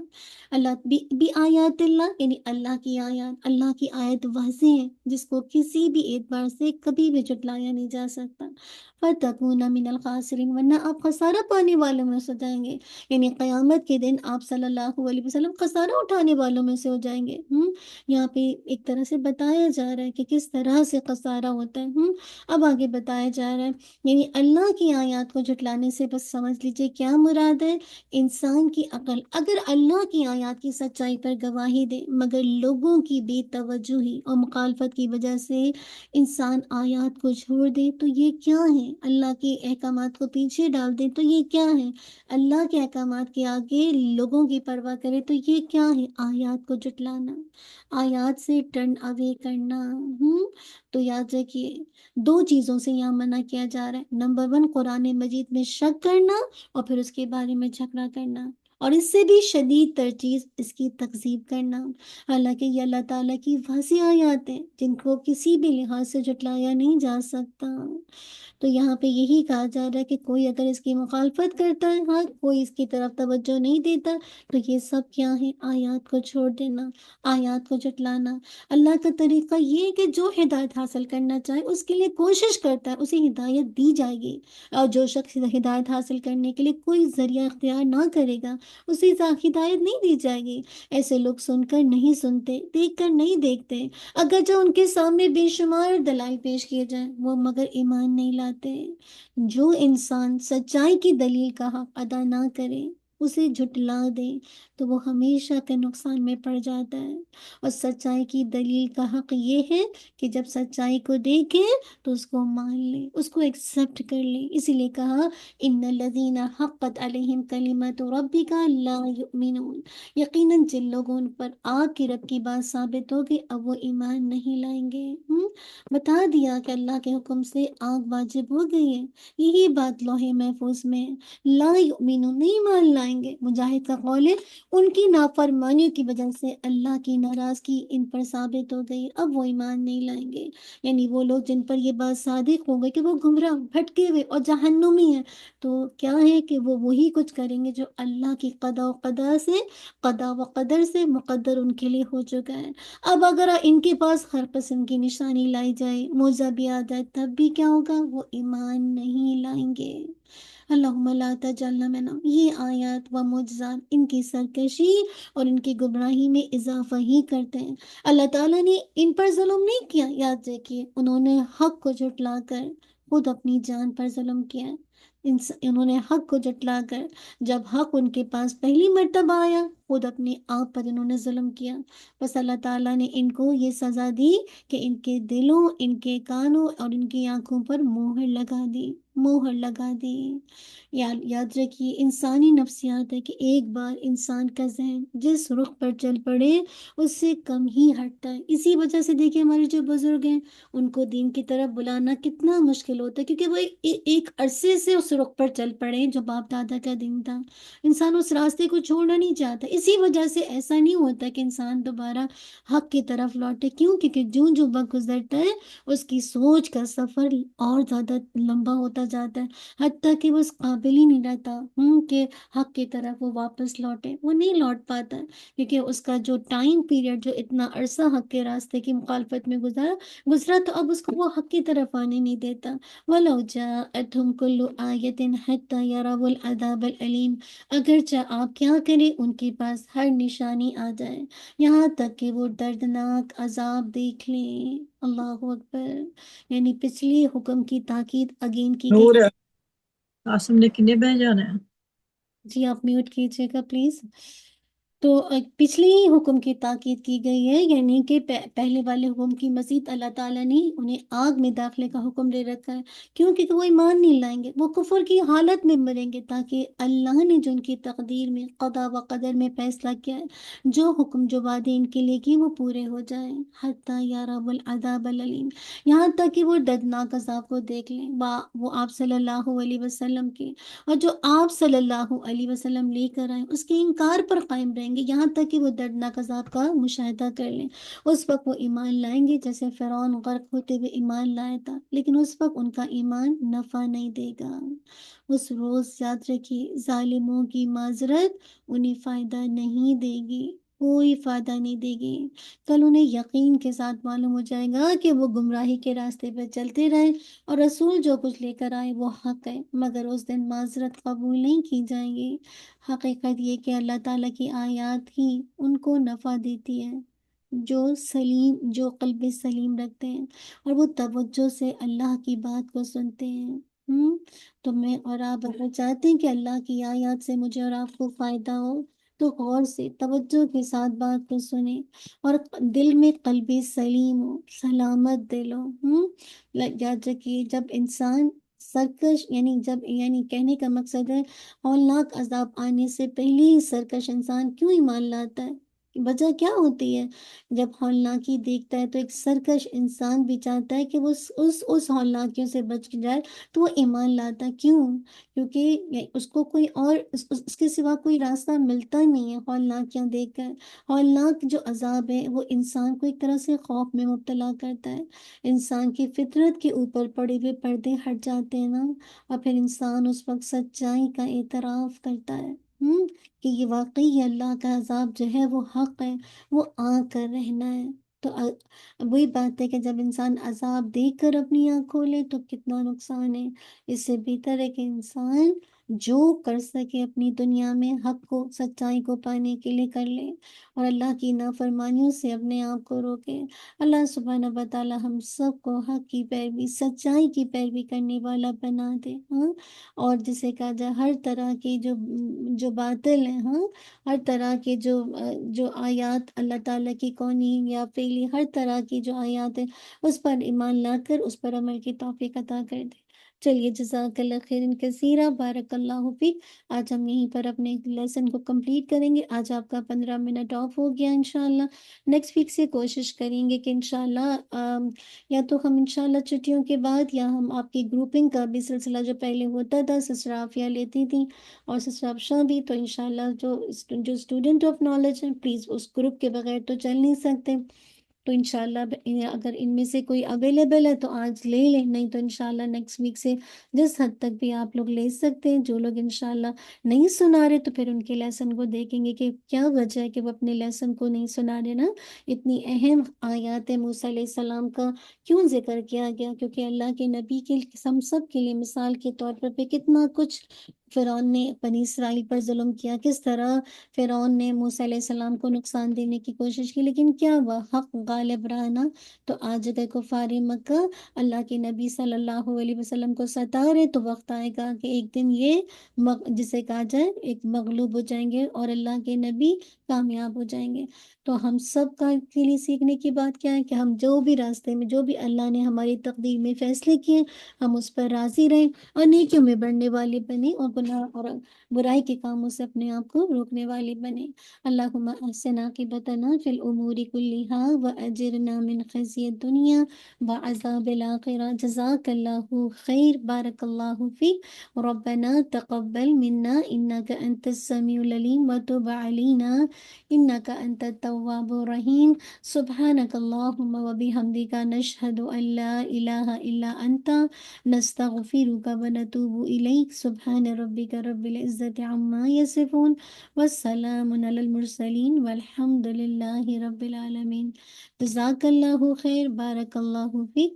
السلام علیکم ورحمۃ اللہ وبرکاتہ۔